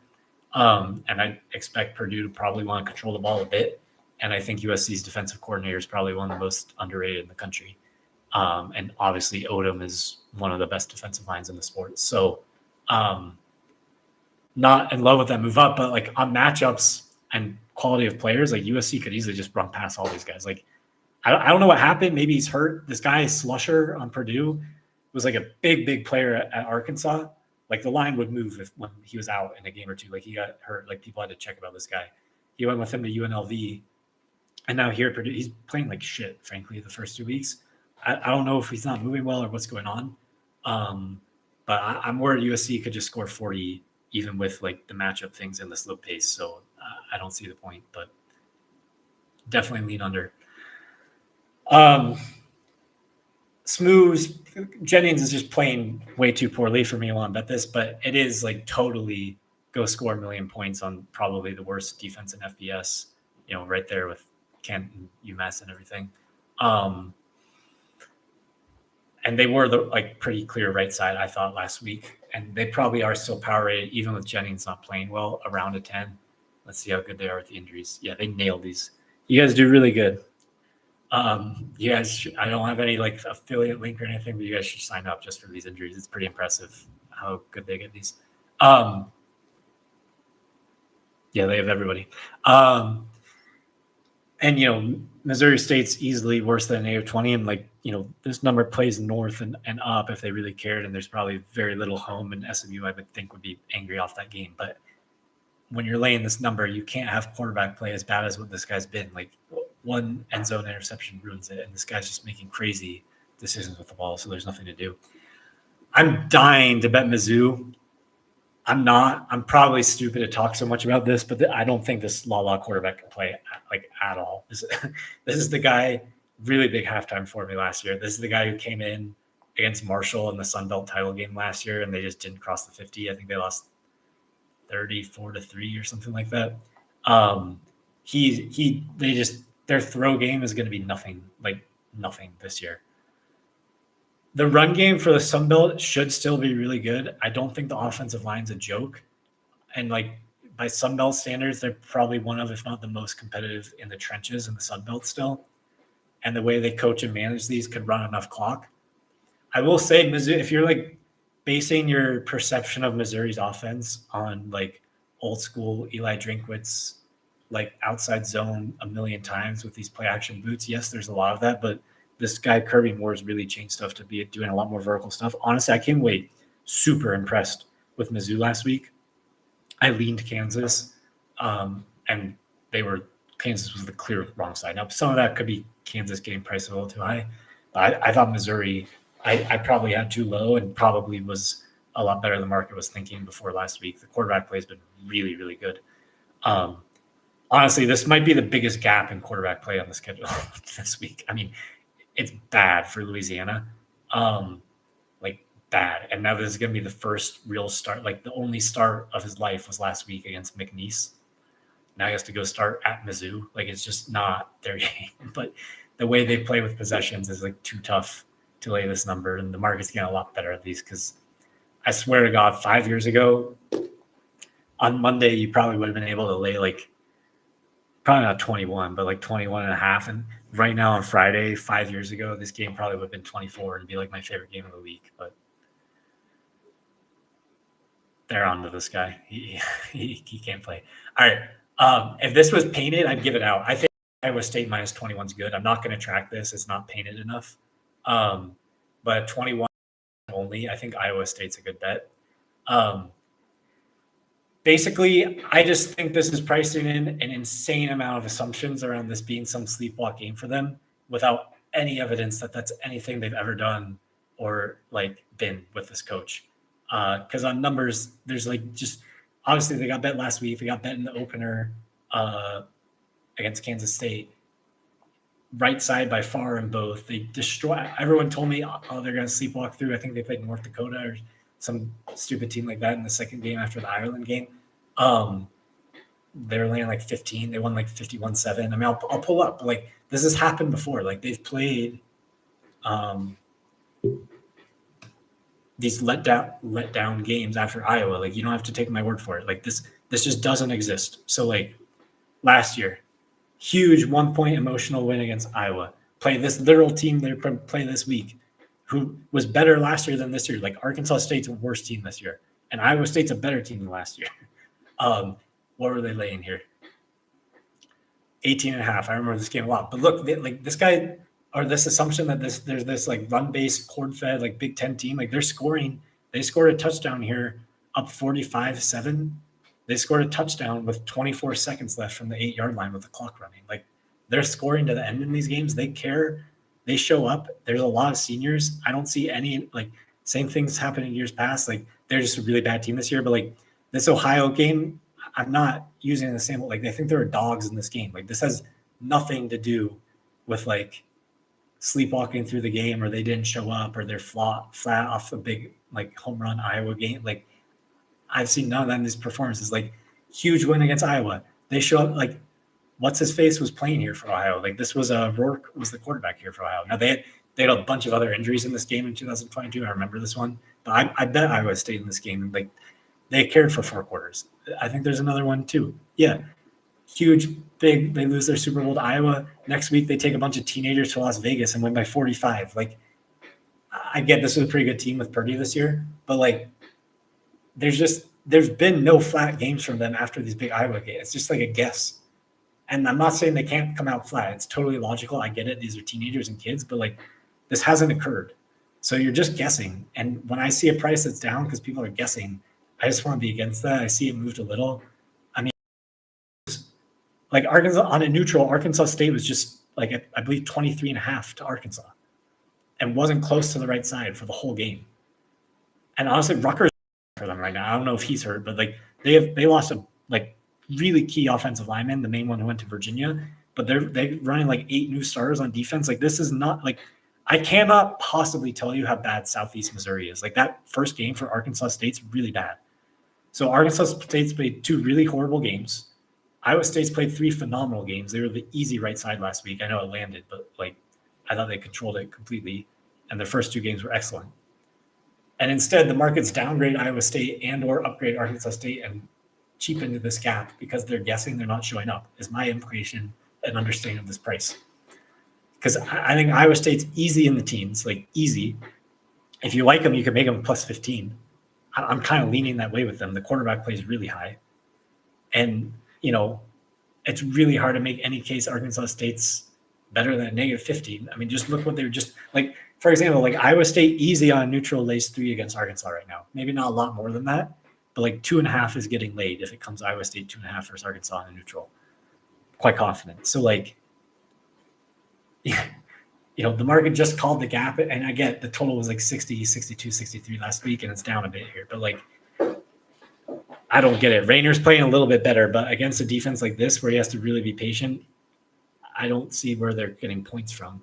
And Arkansas State, the way they play defense is just so hyper aggressive with 8 new starters. There's just a lot going on and so many explosives they're giving up. And I know Iowa State is not this like explosive Texas Tech, even Arkansas like last week, Petrino thing where they're going to gash for a bunch of 60-yard touchdowns. But the gap in these teams is not what this price is saying. It's not that close, honestly. But to be clear, for it to like really be a bet, it does need to be 21. And that seems like it's mostly gone now. I won't track that, like I said, to be clear, but just wasn't painted enough. I need this record to be like unimpeachable. I need the whole world to be there. I need, when I'm ideally up, whatever we're up at the end of the year, I can just give 2 fingers and say, no, 0 off-market numbers, painted Friday number, and I did this. Suck it. That's my goal for this. Texas, I think, does actually have like an offensive line issue. I think there's like a material football thing with them, and not like Arch has been pretty underwhelming, but like I don't think Texas can be rated a lot better than a 23. But this is such a crazy game to bet. I will say UTEP. I don't know how the hell, but UTEP does have this corner who's like one of the better corners in the country somehow. I think he's number 4. I might have written him down. Did I write him down? Yeah, Campbell. Number 4 on UTEP. I don't know how they got this guy, but he's like a really good player. But what's that worth in a Texas game? Nothing. I get why this has moved, but like this is getting a lot of speculation too, and like another flat spot after all in emotional efforts. And like, of course, I think it comes from like because all of us watch football. Like we've seen games where after the fact we can see like that's a really clear explanation of why the game went the way the game went. Like the team just had 2 all-in emotional upset, huge wins. They're playing a huge physical bully in Miami this year, especially in the trenches. Miami's super improved, and they just got dominated and had their will taken away. I think this game was 50-15 last year, and it just gets ugly. And we've all seen games like that, and you anchor around like how obvious it looks in hindsight. But that's not how predictions work, and that's not how uncertainty and probabilities work. And when I go through and look up and try my best to label games like that, like I don't know, like what if they're all of a sudden a lot more confident in themselves? Like they just beat fucking Florida. Like they're probably thinking pretty highly of themselves. Maybe that's a bad thing. I'm sure some teams can't handle that well, but there's a decent amount of seniors there. That's a really good coach. What if all of a sudden they're like max confident? They think they can actually hang with Miami, and they do. Because frankly, football ability and roster wise, this number is getting a little big. I think USF's pretty real. I mean, they have like very real Florida quality athletes. I think they really physically stand up to these teams, at least more than they have since probably before Willie Taggart. Like I forget the ordering. I think Charlie Strong was first. Whenever I forget the quarterback's name. I'm pretty sure Charlie Strong era is there. I'm thinking of when they had like really legit Florida athletes running around, but it's a really good coach. I'm a little worried Miami can just like completely swallow their O-line. That would make stuff really ugly and a little bit like the where the Georgia Tennessee game is like seeing this hypo goalish Brile stuff against a D line that just swallows you. The run game goes to nothing, and you have corners that are going to cover these deep choice routes. Like it doesn't matter what you're seeing or doing, and all of the pace and space that these USF type offenses rely on just get rendered useless. I'm scared that could happen. I'm not enough of a ball knower that that's worth more, but at current price, I could only think about the underdog, and I'd be kind of wanting to buck assumption that they're just going to come out flat and not show up. But on numbers, I'm probably thinking that Miami's getting really high into the teens, and I'm probably thinking on dead neutral field, this game's a lot closer, like 14. And I'm not exactly with travel that small and a stadium that's half full a lot of the time. I'm not exactly want to give Miami 3 points of home here. So from my perspective, the market's definitely giving some amount of edge to Miami here of this being a flat spot for USF, which is an aggressive and I think risky assumption. And if you wanted to bet that, I would say you're way late to that party because that's at least priced in and arguably more than priced in at the current price. That's my analysis. Here's one. Can kind of talk about this one in tandem with it because this is a good example of like week 2 and week 3 reactions and uncertainty. Like I understand how horrible Liberty looked and really all of last year looked. And I get it. Like maybe the reason with Malik Willis, and even before Malik Willis, they had a Buckshot Calver, I think. The receiver was Antonio Gandy Golden. Someone's going to correct me on this. In 2019, I think Liberty had a quarterback named Buckshot Calver. But like they were obviously like very early in the game of paying people, illegal or not. And so they kind of like really ascended up above like a lot of these G4, G5 teams in that era because they were paying like multi-million-dollar rosters. And with that not really being an edge now, could totally understand tanking them as a program. Maybe down to like the middle, if not depths of Conference USA. Like if you want to start calling them like negative teens, I wouldn't blame you, and I get it, and I'm willing to do that.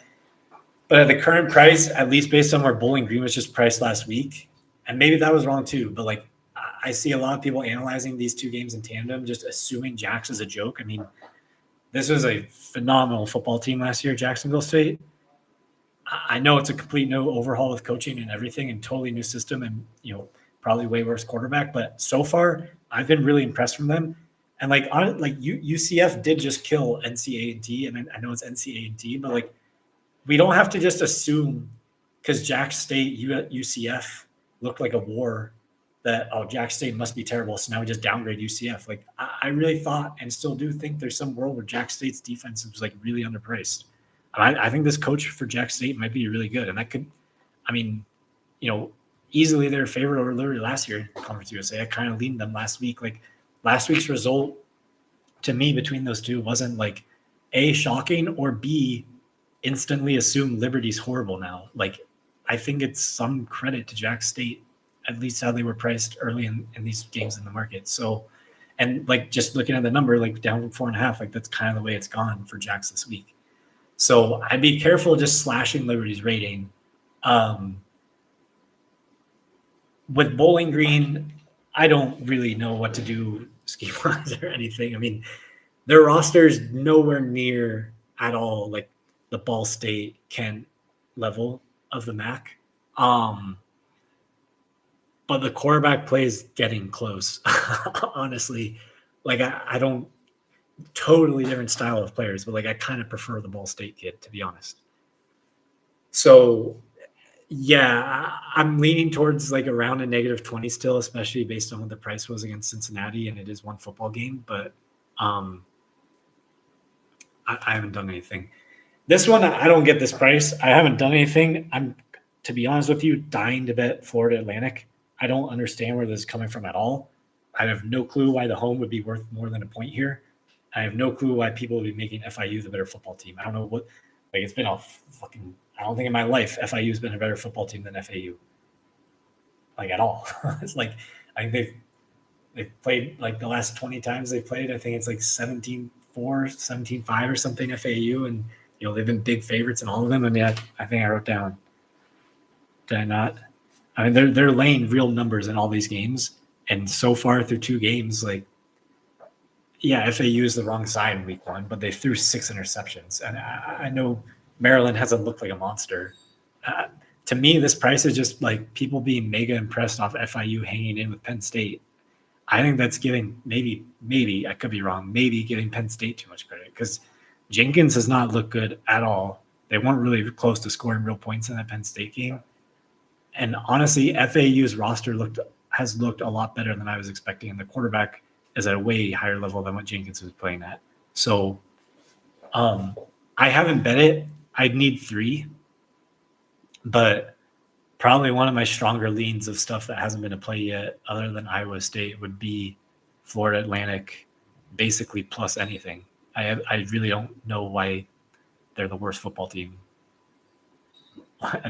They just haven't. I haven't seen any reason to upgrade FIU 10 points, which is like kind of close to what would have to happen to like support this current price. It would certainly have to happen to support betting FIU. So I'm sure they're going to go win by 20 now. But yeah, I bet App State. The value's gone. I will say Southern Miss quarterback is playing at a really high level, higher than I expected, to be honest. But everything around it is just like really, really poor, like year 1 stuff. I going back to the Miss State game with these guys, like I think a lot of people are just assuming Huff comes in and brings in his favorite Marshall players. It's just going to work just how it did with Indiana and JMU with what's his face last year, Signetti. And I think that's like a really, really strong assumption and probably not one worth making. Like these are Southern Miss quality rosters, basically still. I do think they were the right side against Jackson State last week. And I guess you could say the Mississippi State game has aged better for them. And like I said, they're playing at fine enough of a level. But App State, I would completely ignore the final against Lindenwood last week. That game was not anywhere close to as close as the score suggested.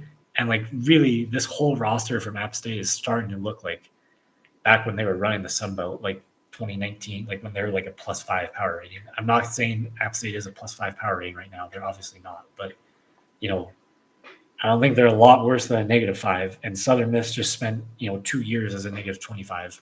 So they're clearly a lot better than that. Clearly. And, but even if you upgrade them a lot, and I have, they're still in the negative teens. I feel good about that. I'm not saying this game's 10 on a neutral. It's not. But I think it's a lot closer to 7, and I'll give them some home. They're getting a lot more fans now for Huff.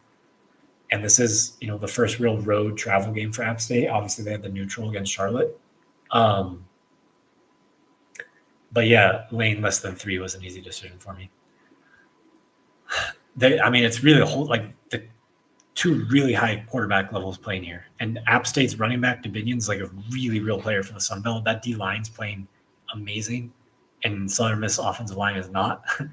And this guy knows him really, really well. He's recruited him and his family. Like Loggins knows Braxton really well. Like he knows to make him beat you from the pocket. Like I would be really surprised if they're not well game planned and prepared for that. But the current price, there's nothing to do.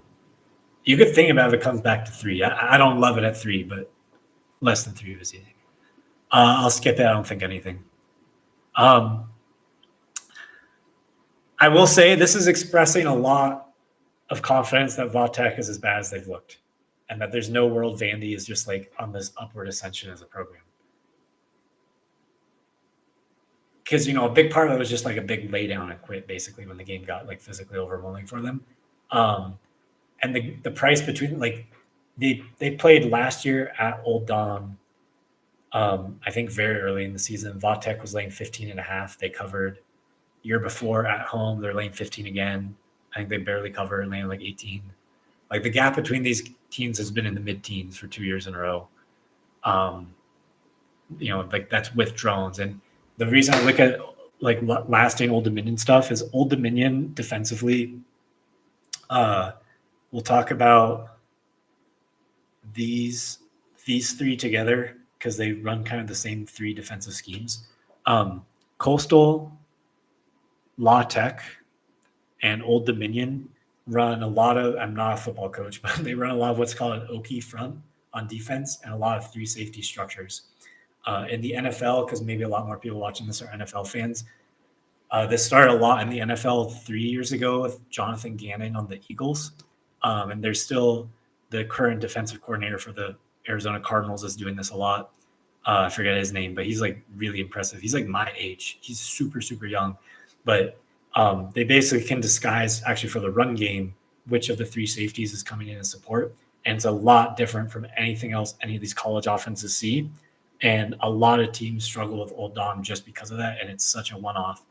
But Drones has handled it really well and seen it really well the last 2 years, and they've been able to physically overwhelm them. So this is now dragging Vatek's price down a lot. I lean them pretty solidly, but I do understand why they bet them. And if you want to like start freaking out because the coach is getting fired, I do agree. Seems like a very nice man, but I do not think this guy's a head coach. I think he's just a really good recruiter and defensive coordinator. So strong lean Vatek, but I haven't bet it. And I don't like in all markets. I really, as you like, obviously I'm not fucking selling high on Stanford. Exactly. Like I'm selling quite low. I really don't try to buy bottoms or sell tops in anything I do in any walk of life. I just try and capture the meat of the move when something is obvious to me. And so I'm not going to guess that Virginia Tech has bottomed until I see it.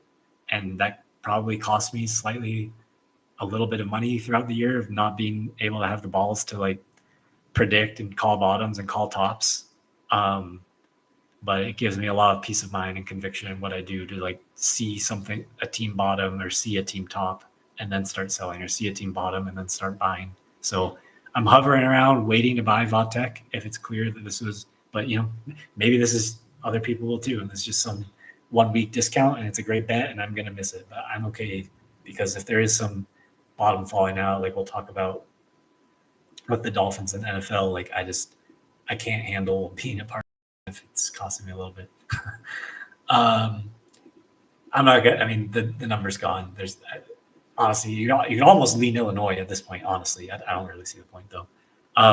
This move back made sense to me. These coaches know each other really well. I really expect Jack State to show up. They're playing really hard. They play really real defense, and this coach has been around like a lot of really, really real NFL and college both defenses. And I don't know what the hell Georgia Southern's done that makes you think they're going to stop one of these running quarterbacks. Like they just got to play 2 games that were not even like willing to run the quarterback. And now they face a really mobile one. And they've been having the worst run fits of anybody in the country. Basically Georgia Southern has. And now they have to deal with the +1 in the run game with 2 quarterbacks who can run for Jacksonville State. Like I understand this being like some bottoming out, like big game for Georgia Southern, but I mean, I don't know why Jacksonville State's not going to care or be confident after these 2 games. And what's been on the field is like basically equal teams in the negative team, like somewhere between a -10 and -15. I know it's a wide range, but they've been both in that bucket together. And if anything, Georgia Southern's been overpriced by like a good amount these last 2. So I don't see anything to do with this price, but it made sense why it came down to me. I mean, it's all out. I mean, it seems like very, very confident Simmons is playing. It's pretty unclear how limited he'll be. I mean, it sounds like he has had a boot around campus. My understanding is now, in lots of years of doing this, Lane Kiffin has withheld a lot of stuff, but he's never just come out and outright lied. And he's been pretty steadfast in saying Simmons is going to play. What's that worth? I'm not enough of an expert on the backup yet, but it's not like Simmons has frankly been a little underwhelming for me. I did obviously think and see, like, you don't really want to bet these guys in their first ever road SEC game. But yeah, if he's moving well, it's probably gotten a little cheap. I'm scared to just start boosting Arkansas up to some crazy level because they killed Ark State. As you saw, I'm not really high on Ark State. I do really like Arkansas's coaching staff, whatever people think of them. I know a lot of people don't. I do. And the quarterback's playing really, really well right now. And Ole Miss, I think, actually does have like material offensive line issues. Like this is one of the worst Ole Miss offensive lines in a long time. So yeah, if they're in the high teens, Arkansas is in the low teens, something around this price makes sense. That's what I've thought they were. And I don't really see enough to love the total if you don't know how well Simmons is going to be moving around. And you definitely don't know that that offensive line is going to be able to handle any of these SEC teams. It certainly didn't handle Kentucky very well from my perspective. This one is a little weird to me because it's almost like double counting the Virginia Tech game. Like the net move in pricing by the market in reaction to the Virginia Tech Vanderbilt game, which I get was very dominant in the second half, but like there was a little deer in the headlights, like a little bit of lay down from Va Tech. Like that wasn't just like physically overwhelmed, like holy shit, we can't block Vanderbilt. They're like way too big and strong for us. Like that's not really what I saw. I saw excellent, like phenomenal out coaching from Vandy, and significantly better quarterback play. But to have these be the prices based on, they also now are going to both play South Carolina a couple weeks span, like based on where these prices were is kind of nuts. Because South Carolina was like, if I recall, more than 7 on a neutral over Va Tech. And the market was just calling Va Tech Vandy basically pick on a neutral. So this is now like a net 5-point move. And based on this price, the market already downgraded Va Tech like at least 5 points, probably more. And so it's like, how do you simultaneously downgrade Va Tech and upgrade Vandy 5 points off one game in week 2? It's like a lot. I'm not saying it's not possible. It's just it's a lot. And if it was deserved, it can't be worth more than it's been priced in. So like, if you wanted to freak out to that game, you're way late to the party. And if you think the market is freaking out too much, I think you've reached the buy point on both of these. Like I said, I don't really call tops or bottoms. And I just love Vandy too much. Like I love this coach so much, and quarterback. But it made sense why people let him. I expect both left tackles to struggle here. Both have not looked great to me. So this EMU, holy shit. I mean, EMU hasn't been this bad in my life. So we're getting into like unknown territories for me. I mean, they're down around like Ball State right now, like maybe worse. I mean, better than Kent, but like maybe not by a lot. I will say Long Island is probably a little bit better than I remember. They're definitely the best Long Island team in like 4 or 5 years, I would say. And the quarterback play is a lot improved, and they're not as bad as the Long Island teams I've been against like 3-4 years ago. But still, yeah, I mean, losing on your home field to Long Island is like a wild result. I don't care how random the game was or that it was some random oval ball football game. I mean, that's bad, really bad. The weird thing is I can't really tell you why. Like I just watched that game last night. Honestly, is not playing that poorly for EMU. And like, honestly, there's no holes I can tell you like this Eastern Michigan level is like UMass bad. Like I don't see it. And this coach has been great for his whole life, basically. It's just, I think with the portal, not saying they had Max Crosby every year, but they had like real Mac play. Like they had a receiver trio 2-3 years ago for a while. Like when Mike Glass was there, they had some real players. Like they've had real Mac players and they just don't right now. And I think it's just war by attrition. So you got to start putting them like really close to -20, I think. And if you want to call them lower than that, I don't sue you.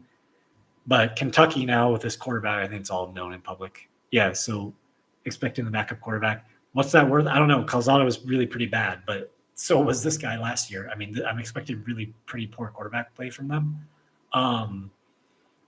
And some reason the totals moved up. So knowing the way Stoops manages these, having respect for the money against me, I'm going to do nothing, but I would, at the current number, pretty decently lean under. I just, like I said, maybe EMU is just really laying down and just, after what they gave up to the Texas State freshman. Maybe like even this guy Cutter Boley can score. I don't know.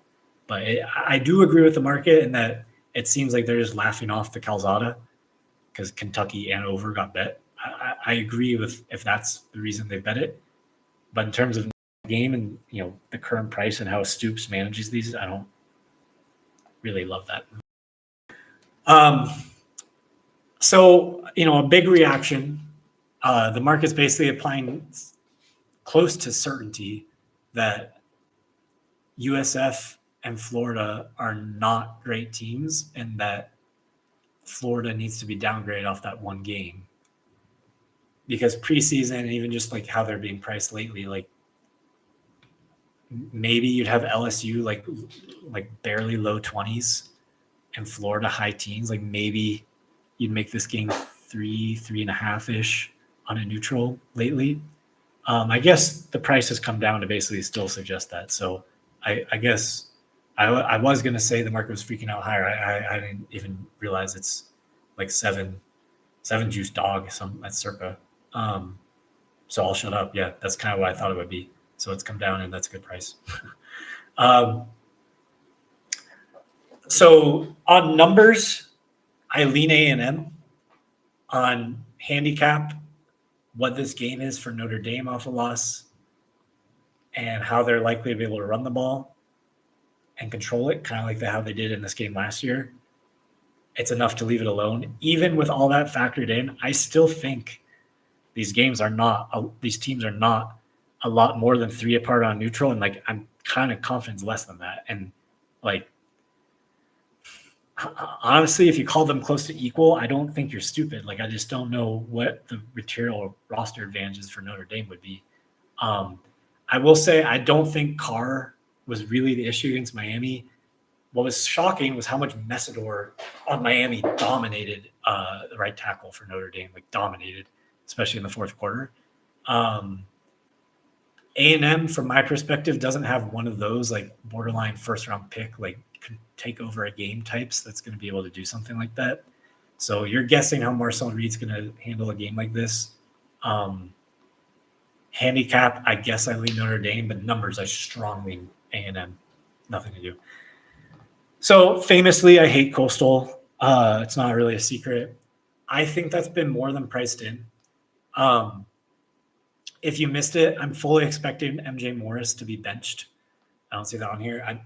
They switched to the kind of running quarterback, the guy who played the bowl game last year for Coastal against UTSA.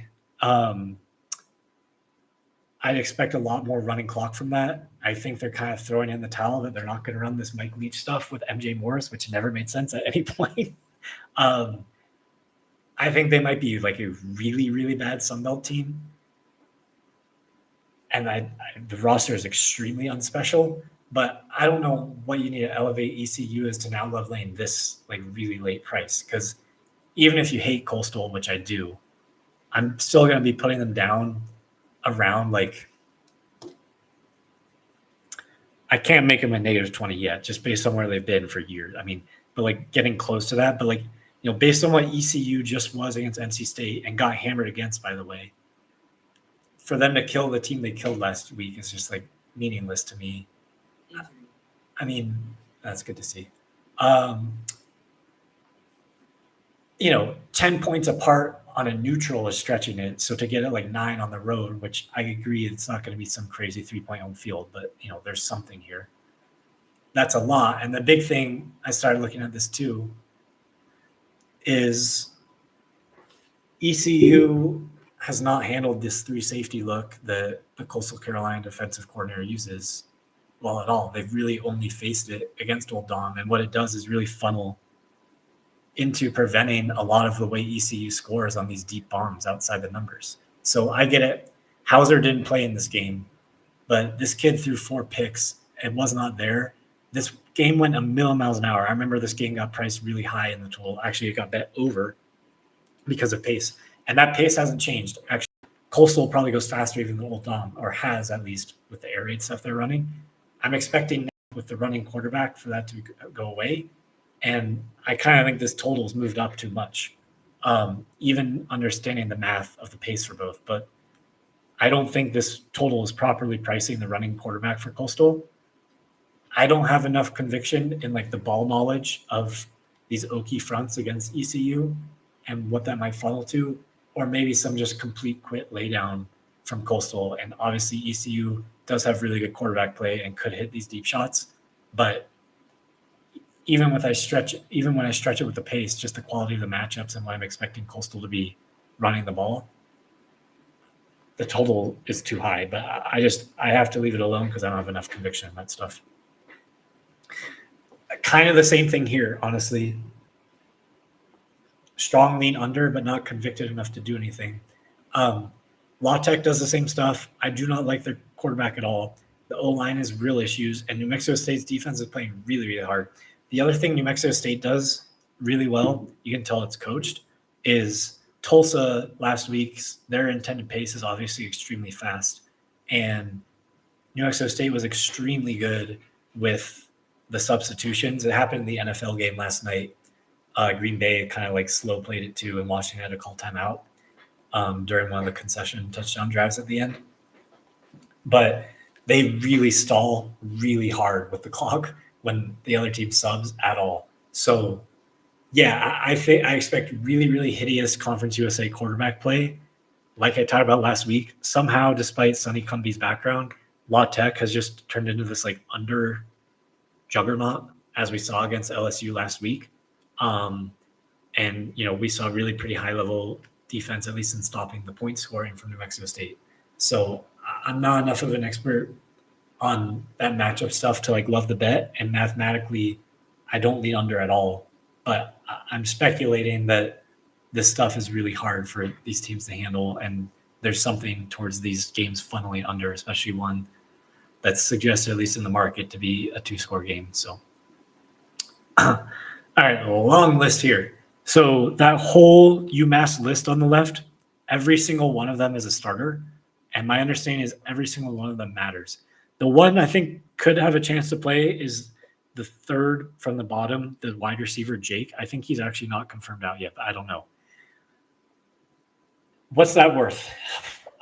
I think the quarterback might be worth nothing. My understanding is this guy, Grant, it was a legit battle all of camp with him. And to be honest, he was not the reason they lost last week.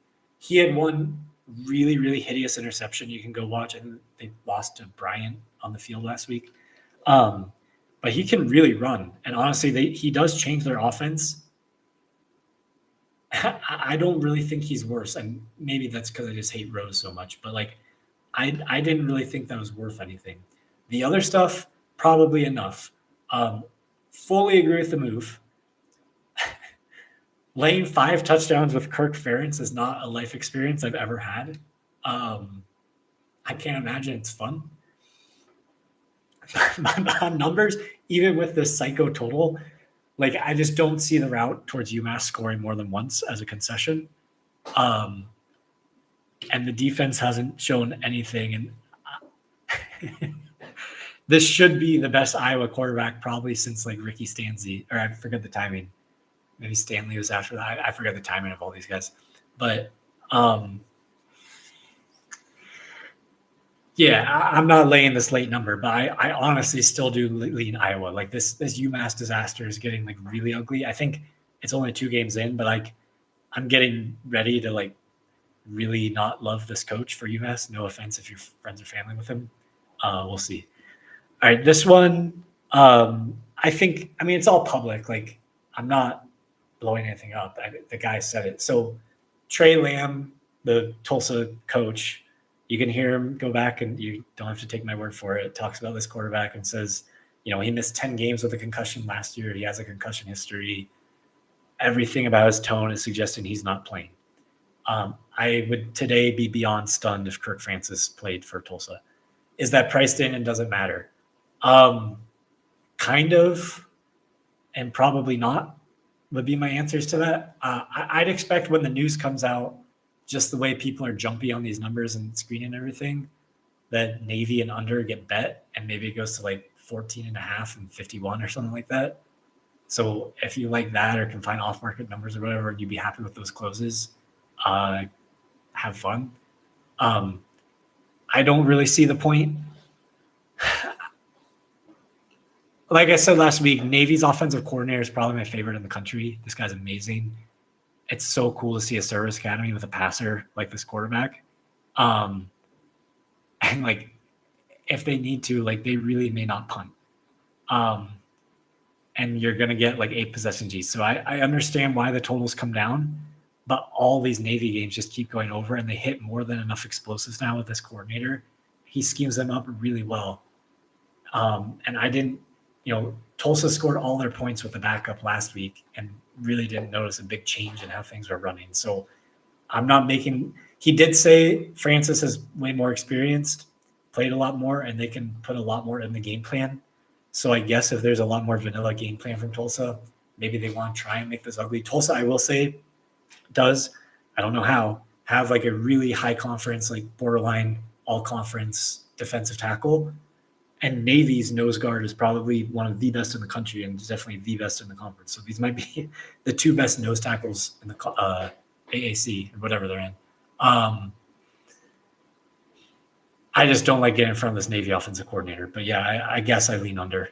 And when this becomes like publicly confirmed that he's out, maybe there's a move. I don't know. Dying to bet Tulane. Again, like I said, I don't really think we're that off. Obviously, we had a mountain of money with us. From my perspective, this is how I would have priced this game last week. So we're getting close to either the market severely downgrade, both off upsetting non-covers last week, or at least like did so the equal amount. And to me, I don't really think Tulane was the wrong side. And Duke, I think there's real money against Duke last week. I know it didn't close crazy, but some people made real money that I know really liked Illinois.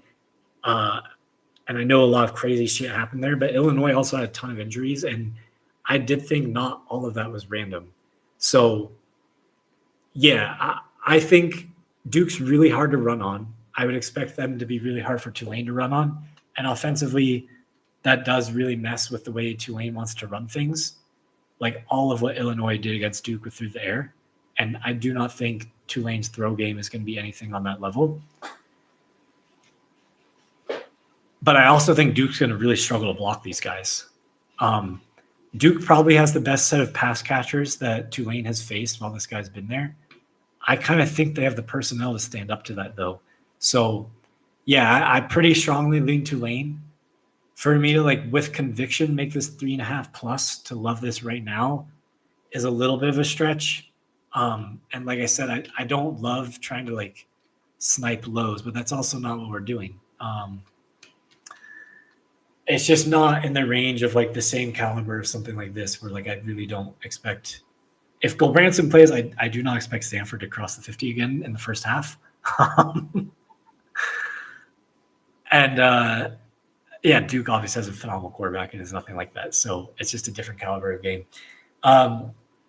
Perfect price. I'm not going to waste time. Perfect price. I'm not going to waste time. Air Force is hard to find stuff on. They're usually post Calhoun every single week, and I can't find him at all talking about this game. It seems like this is a much better Air Force team, and this was just like a really weird one-off rebuild last year. If you don't know, Air Force had multiple seasons power rated as like easily a positive team and like definitely the best defense in Mountain West. Like they were a really legit, like one of the best G4, G5 defenses for a really long time, and then just completely died as a power rating last year to like the mid and low negative teens. And the market's pricing them somewhere in the middle there, which seems good enough. So I get Middle Tennessee's results looking horrendous. I'm scared to like fully punt them into the UMass category. They have weird, I don't know how, I guess Derek Mason, with his pedigree and stuff can get the recruits, but they have like weird, somehow front seven players who are real. The issue is these offensive tackles are like probably second worst in the country behind these guys. The quarterbacks played a lot of real football. I joke. Nevada against Sac State had way closer to a final than anybody would have wanted.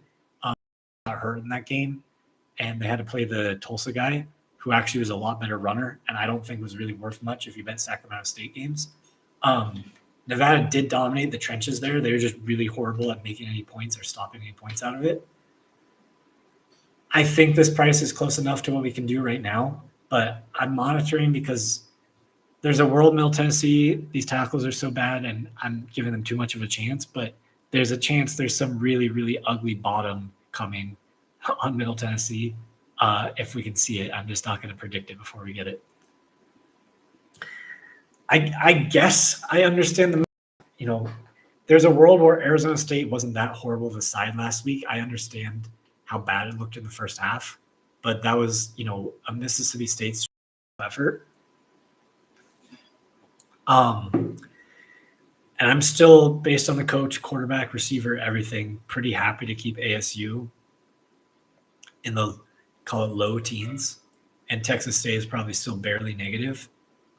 If you give them real home and there's a bounce back with this total, it could play higher. I get it. But this game was down around 3 at Texas State last year, and it was a complete war for 4 quarters. The thing Texas State does, he's really, really good coach, is they change stuff so much, and what ASU loves doing is finding one thing and spamming it. There's none of that you can do against Texas State. I think it's not random at all that this game played really close last year. And honestly, at the current price, like if you were part of the move, I'd really pretty strongly consider going for this middle. Honestly, I moderately lean underdog here. Just I like ASU a lot. I'm not downgrading them enough to get there to actually bet this. And I think the market did a decent job. I get why Minnesota got bet.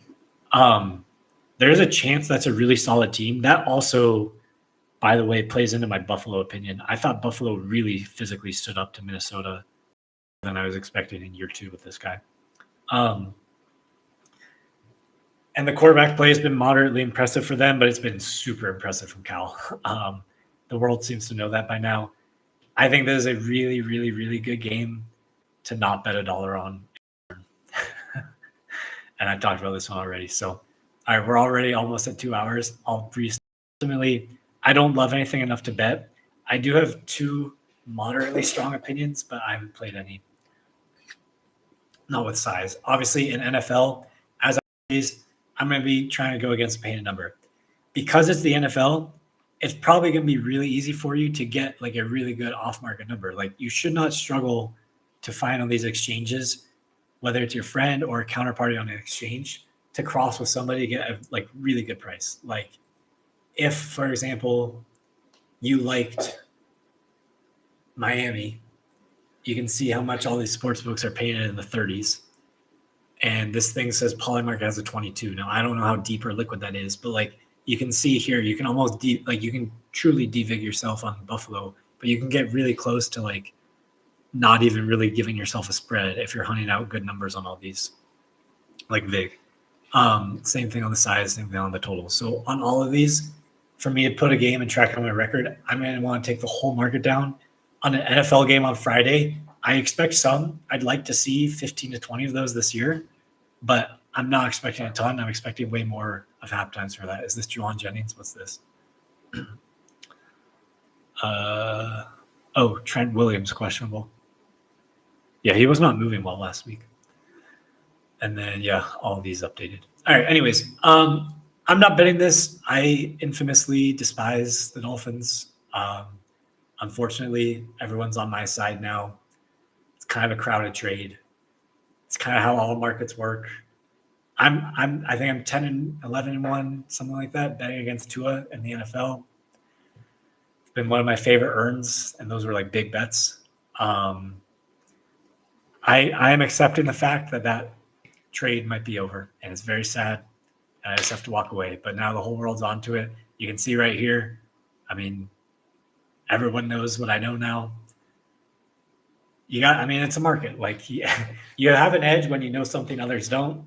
After you profess that edge and it's clear to the rest of the world, it's going to go away because other people see the same thing, and the guy can't play against real teams. The issue is New England might not be a real team either, because that was like not a legit NFL defensive effort in the second half at all.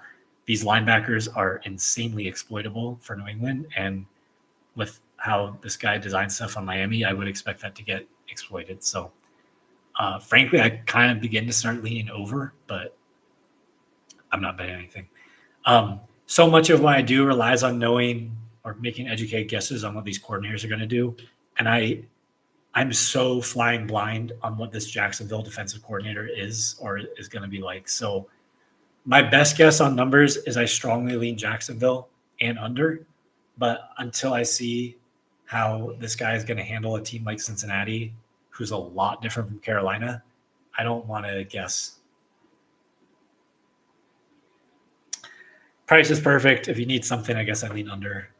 Price is perfect. I can't even force a lean. These are all close enough to not even care about injuries. If you're dying for me to break down the value of one of these, I can try. Like, obviously, all of these matter. Like, that guy is a real player, Nunez Roches. I swear to God, he is.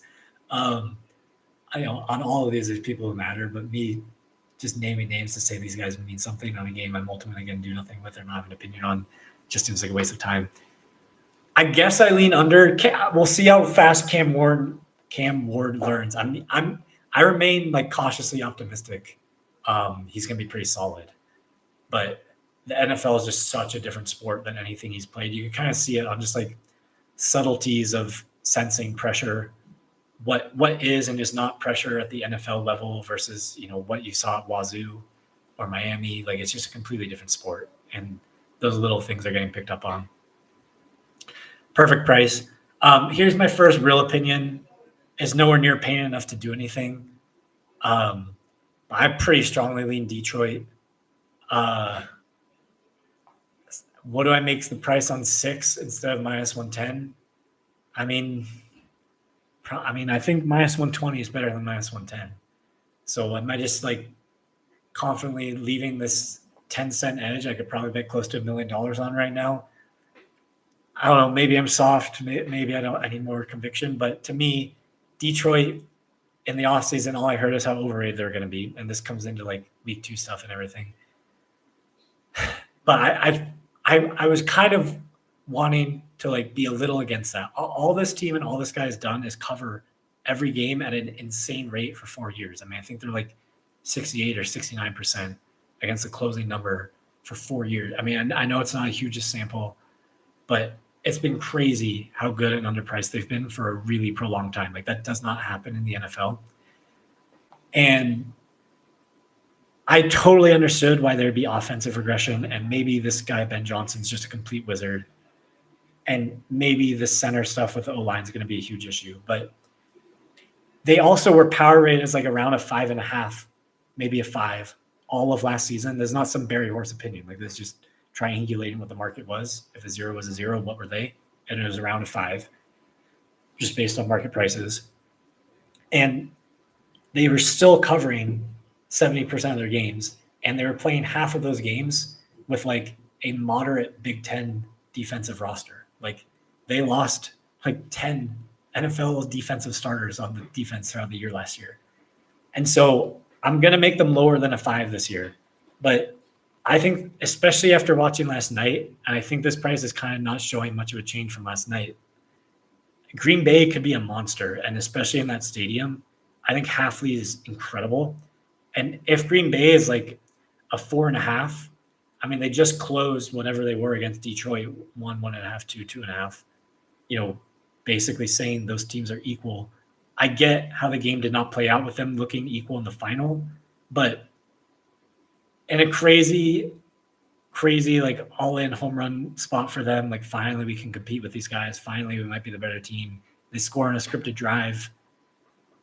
Detroit throws an interception right before halftime. Call it a 7-point game. I just think the game plays so much differently when it's close.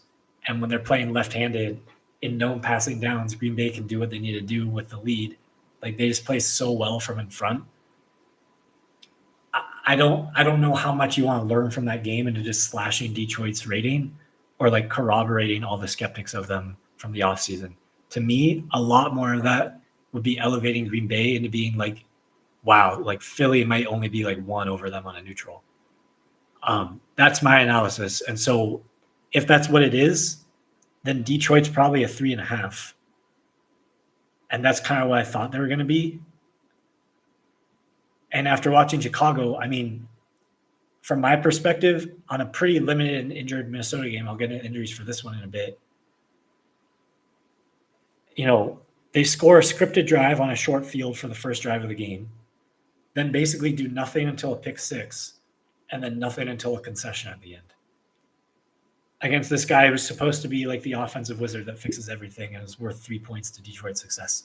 I'm not shitting on the guy. I like him a lot. But like, I think people are freaking out into how much one offensive coordinator could be worth to a team's rating. And it's still the Detroit Lions that have just covered every game for 4 years in a row. I'm exaggerating, but you know what I mean. And off a loss, this is like the most pissed off. I get into this stuff in the NFL. Like it meant like we all know all these rosters. Like there's not going to be any monster gaps. Like I do care about motivation, and you can look at like how some of these teams do off losses. Like look at what New England did off losses when they were covering every game. Look at what Detroit's done lately off a loss. Like I think it's 10 in a row. They've just destroyed and covered the other team off a loss. I'm not betting. I haven't even bet this game other than like really off market stuff. And I don't really love this painted number. But to me, what last week could be, I mean, I'd be pricing Chicago. I don't know what part of their team is really above average. Like this just assumption that you add names that people have heard of and the offensive line is going to be fixed is something I was really against. I thought they played really, really poorly against an injured Vikings team that played without Cashman for half the game. They look more like a -2, -2.5 to me, to where like I'd be making this game more like 6 on a neutral. And I know it's divisional, but like I'd expect real pretty big home for these guys and a big effort off that loss. And Chicago, other than the one game here, which I'll get into in a bit, which by the way was 9.5 and like looked like the easy right side for all of the game until the fourth quarter.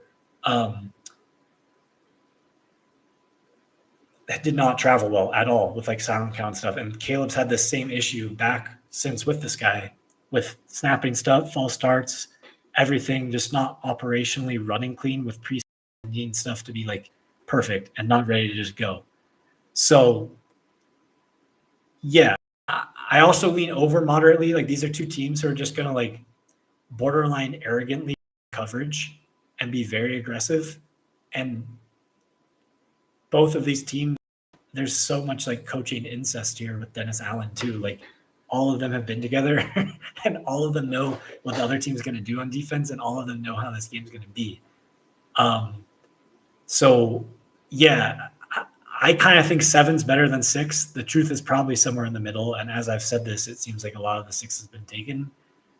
I lean Detroit decently. I just would probably need like completely flat 6 painted, or like ideally 6 minus 05. Like you probably, who has the best number?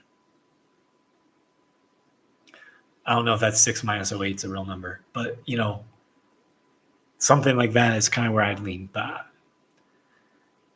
it's not great enough to love right now on Friday. Numbers perfect. I don't like this one quite as much as Detroit, but I'm beginning to lean San Francisco. The issue, I kind of think New Orleans was kind of the right side last week. Rattler looks pretty improved. And I will say, like I did bring up last week, like to be fair, Rattler played with a crazy deck of cards stacked against him in all his starts last year. If you contextualize that a little and based on like what his pedigree is, recruit, college, everything, him being able to like, you know, at least get first downs and navigate an offense with Kellen Moore would not be shocking. And that's kind of what it looked like. So, yeah, I basically only think Purdy is worth, and it's not like to shit on the guy, but just based on the way San Francisco runs everything, I kind of only think Purdy's worth like a point. The thing, people call me nuts to say this is worth more than Purdy, but I don't care. I genuinely believe it. So I'm just going to say it.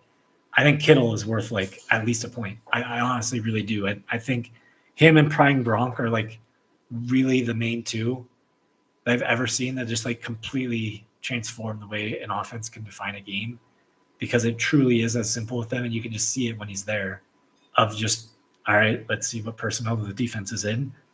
If it's light, if it's nickel, this guy's the best blocking tight end in the world. We'll just run down their throats. If it's not, this guy's a huge matchup problem and can go for 100 yards on them and anything in between. And you can just do everything pre-snap. And there's no real other tight end in the NFL like that right now who's like quite on that level of being like elite at both. But that said, like that opener was probably good with them both in 7-ish. I mean, that's just what Arizona was, and it landed. and San Francisco clearly lays over Arizona, at least to start. I was max impressed with San Francisco last week, to be honest, against the Seattle team I think is at least average, and they were the easy right side last week. I incorrectly leaned Seattle. So yeah, moderately impressed with both teams. I think the pricing of the injuries has been way too severe. If you were in front of that and middled it, I guess timing stuff around Juwan Jennings could change. Maybe you get some amazing price like this gets more available, but I would if you did get in front of the injury stuff, I would try to middle this. And as for timing it, I don't know, especially with the news today on all the New Orleans guys, why this would move too much lower.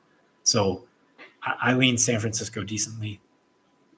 I'm not betting this game. The only thing I'll say is I try not to like listen to a lot of the talking heads, but I have seen a lot of people say how like Bryce Young looked horrible and he's back to himself from 2 years ago. I didn't think he actually played that bad. I thought the team played very bad. But I think it's pretty key to isolate that because I still saw the guy from the second half of last year, which is, far from a game-changing quarterback you desire to be on your team, but one who like deserved to be starting in the NFL. And I don't think a lot of last week was on him. And honestly, for a lot of the game, nothing really looked horrible from him.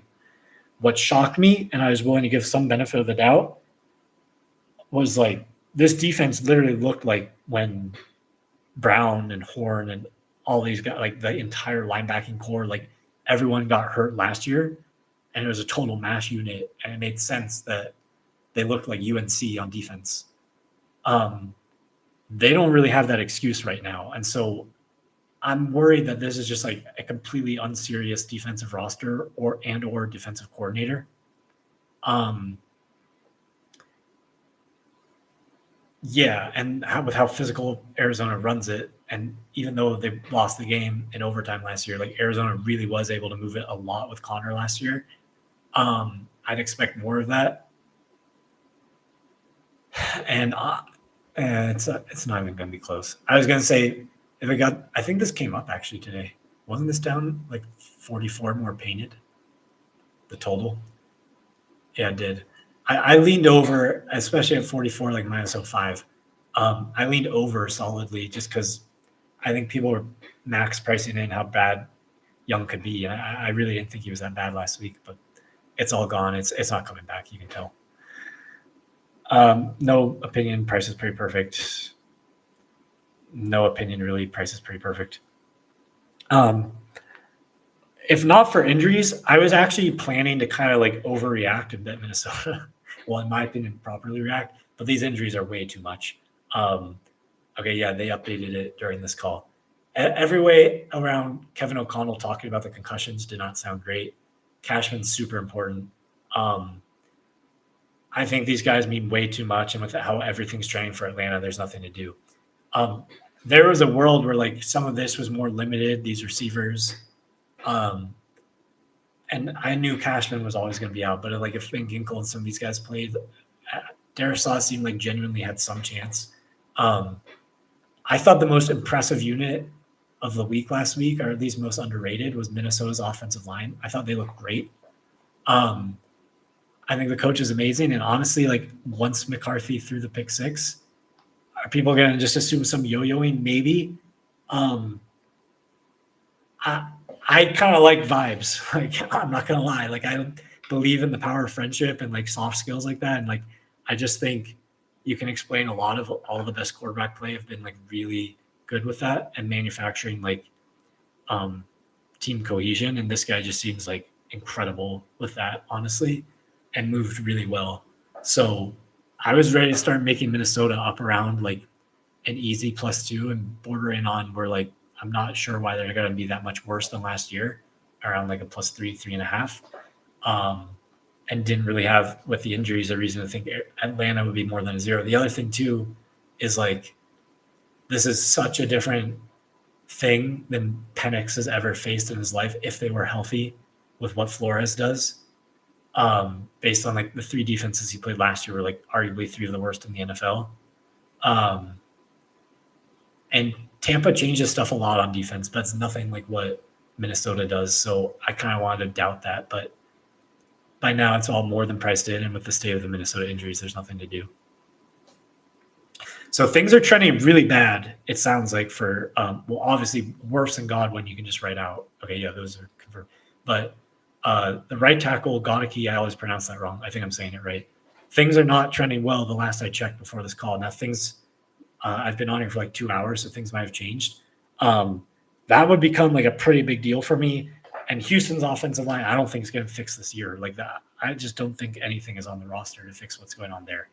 So this could go to like 2 like really bad offensive lines with 2 defensive head coaches, and the total move makes all the sense in the world. I wish I could have been a bigger part of it. Obviously, with limits how they are, you're not going to get heaps on Monday on a football total. But honestly, I'm not sure there isn't some like little scrap piece of meat on this bone, to be honest. It's that dire with how little each can block one another, I think, and how they're likely to manage this game. The issue is the way Baker plays these games is just like such a chaos agent for making this current secondary number difficult to deal with. Last I heard, things are not sounding awesome about Bowers. What's he worth? I mean, obviously for fantasy, you'd rather have him, but like in real life, easily worth less than Kittle. Like easily. He completely defines what play they're going to run, basically. I mean, he's a great player. I'm not saying he's not a fantastic receiver, but, I just don't think he's worth heaps in real life. So what's the way to play this? Maybe hope he's out, hope the line overreacts. And maybe if you got Vegas painted 3.5, you could consider it. The issue is on price.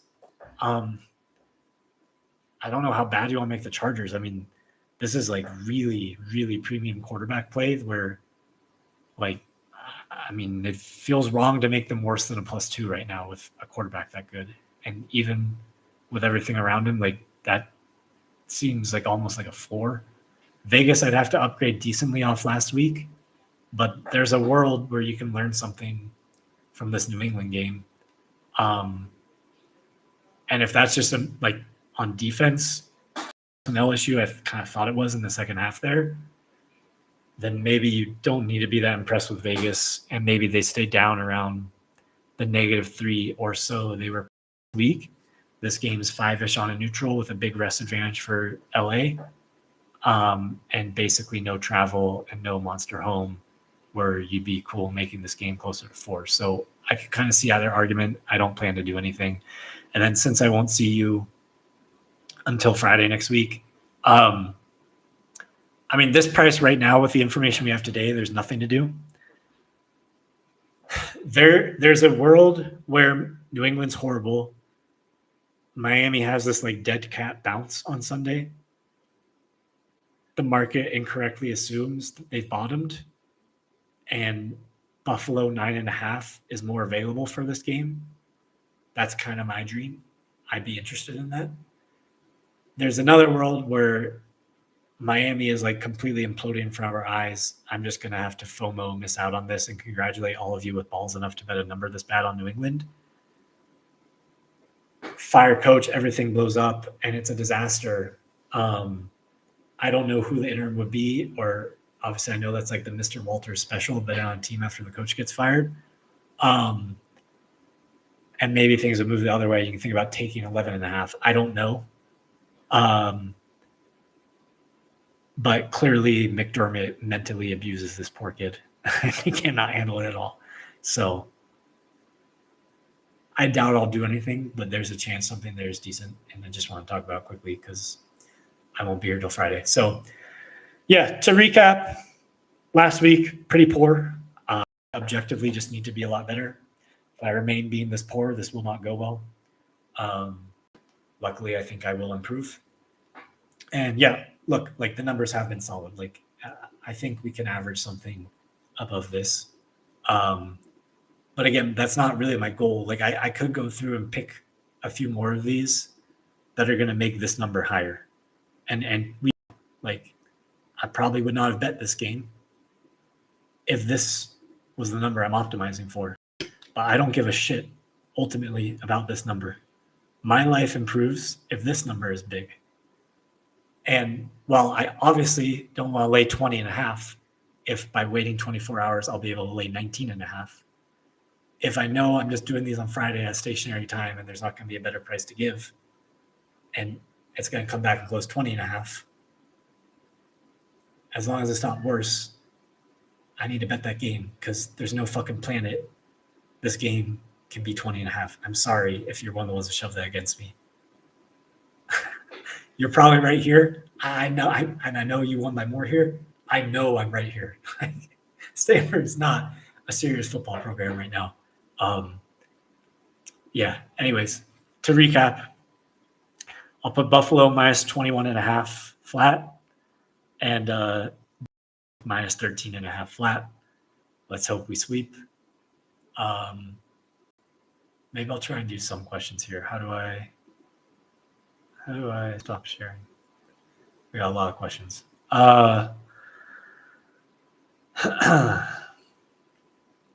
Some baseball questions.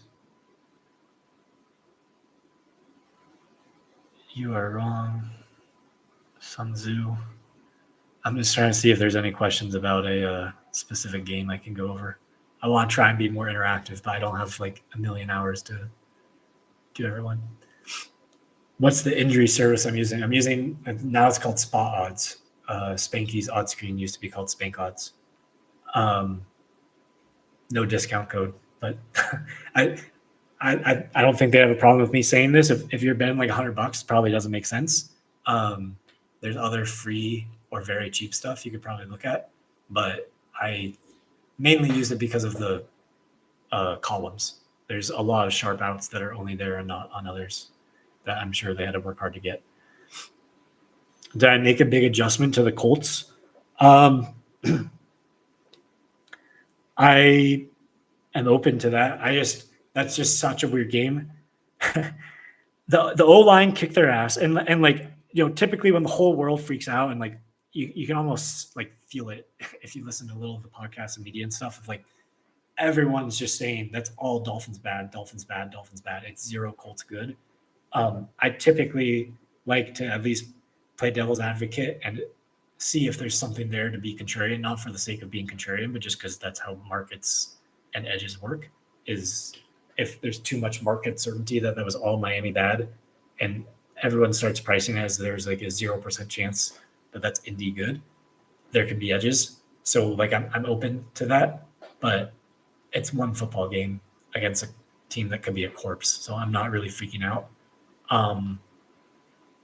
Yeah. So anyways, we're running out of time. We're well over 2 hours here. I want to try and keep these less than this, to be honest, going forwards. Thank you if you made it this far. Hopefully shaving worked, and everyone take care.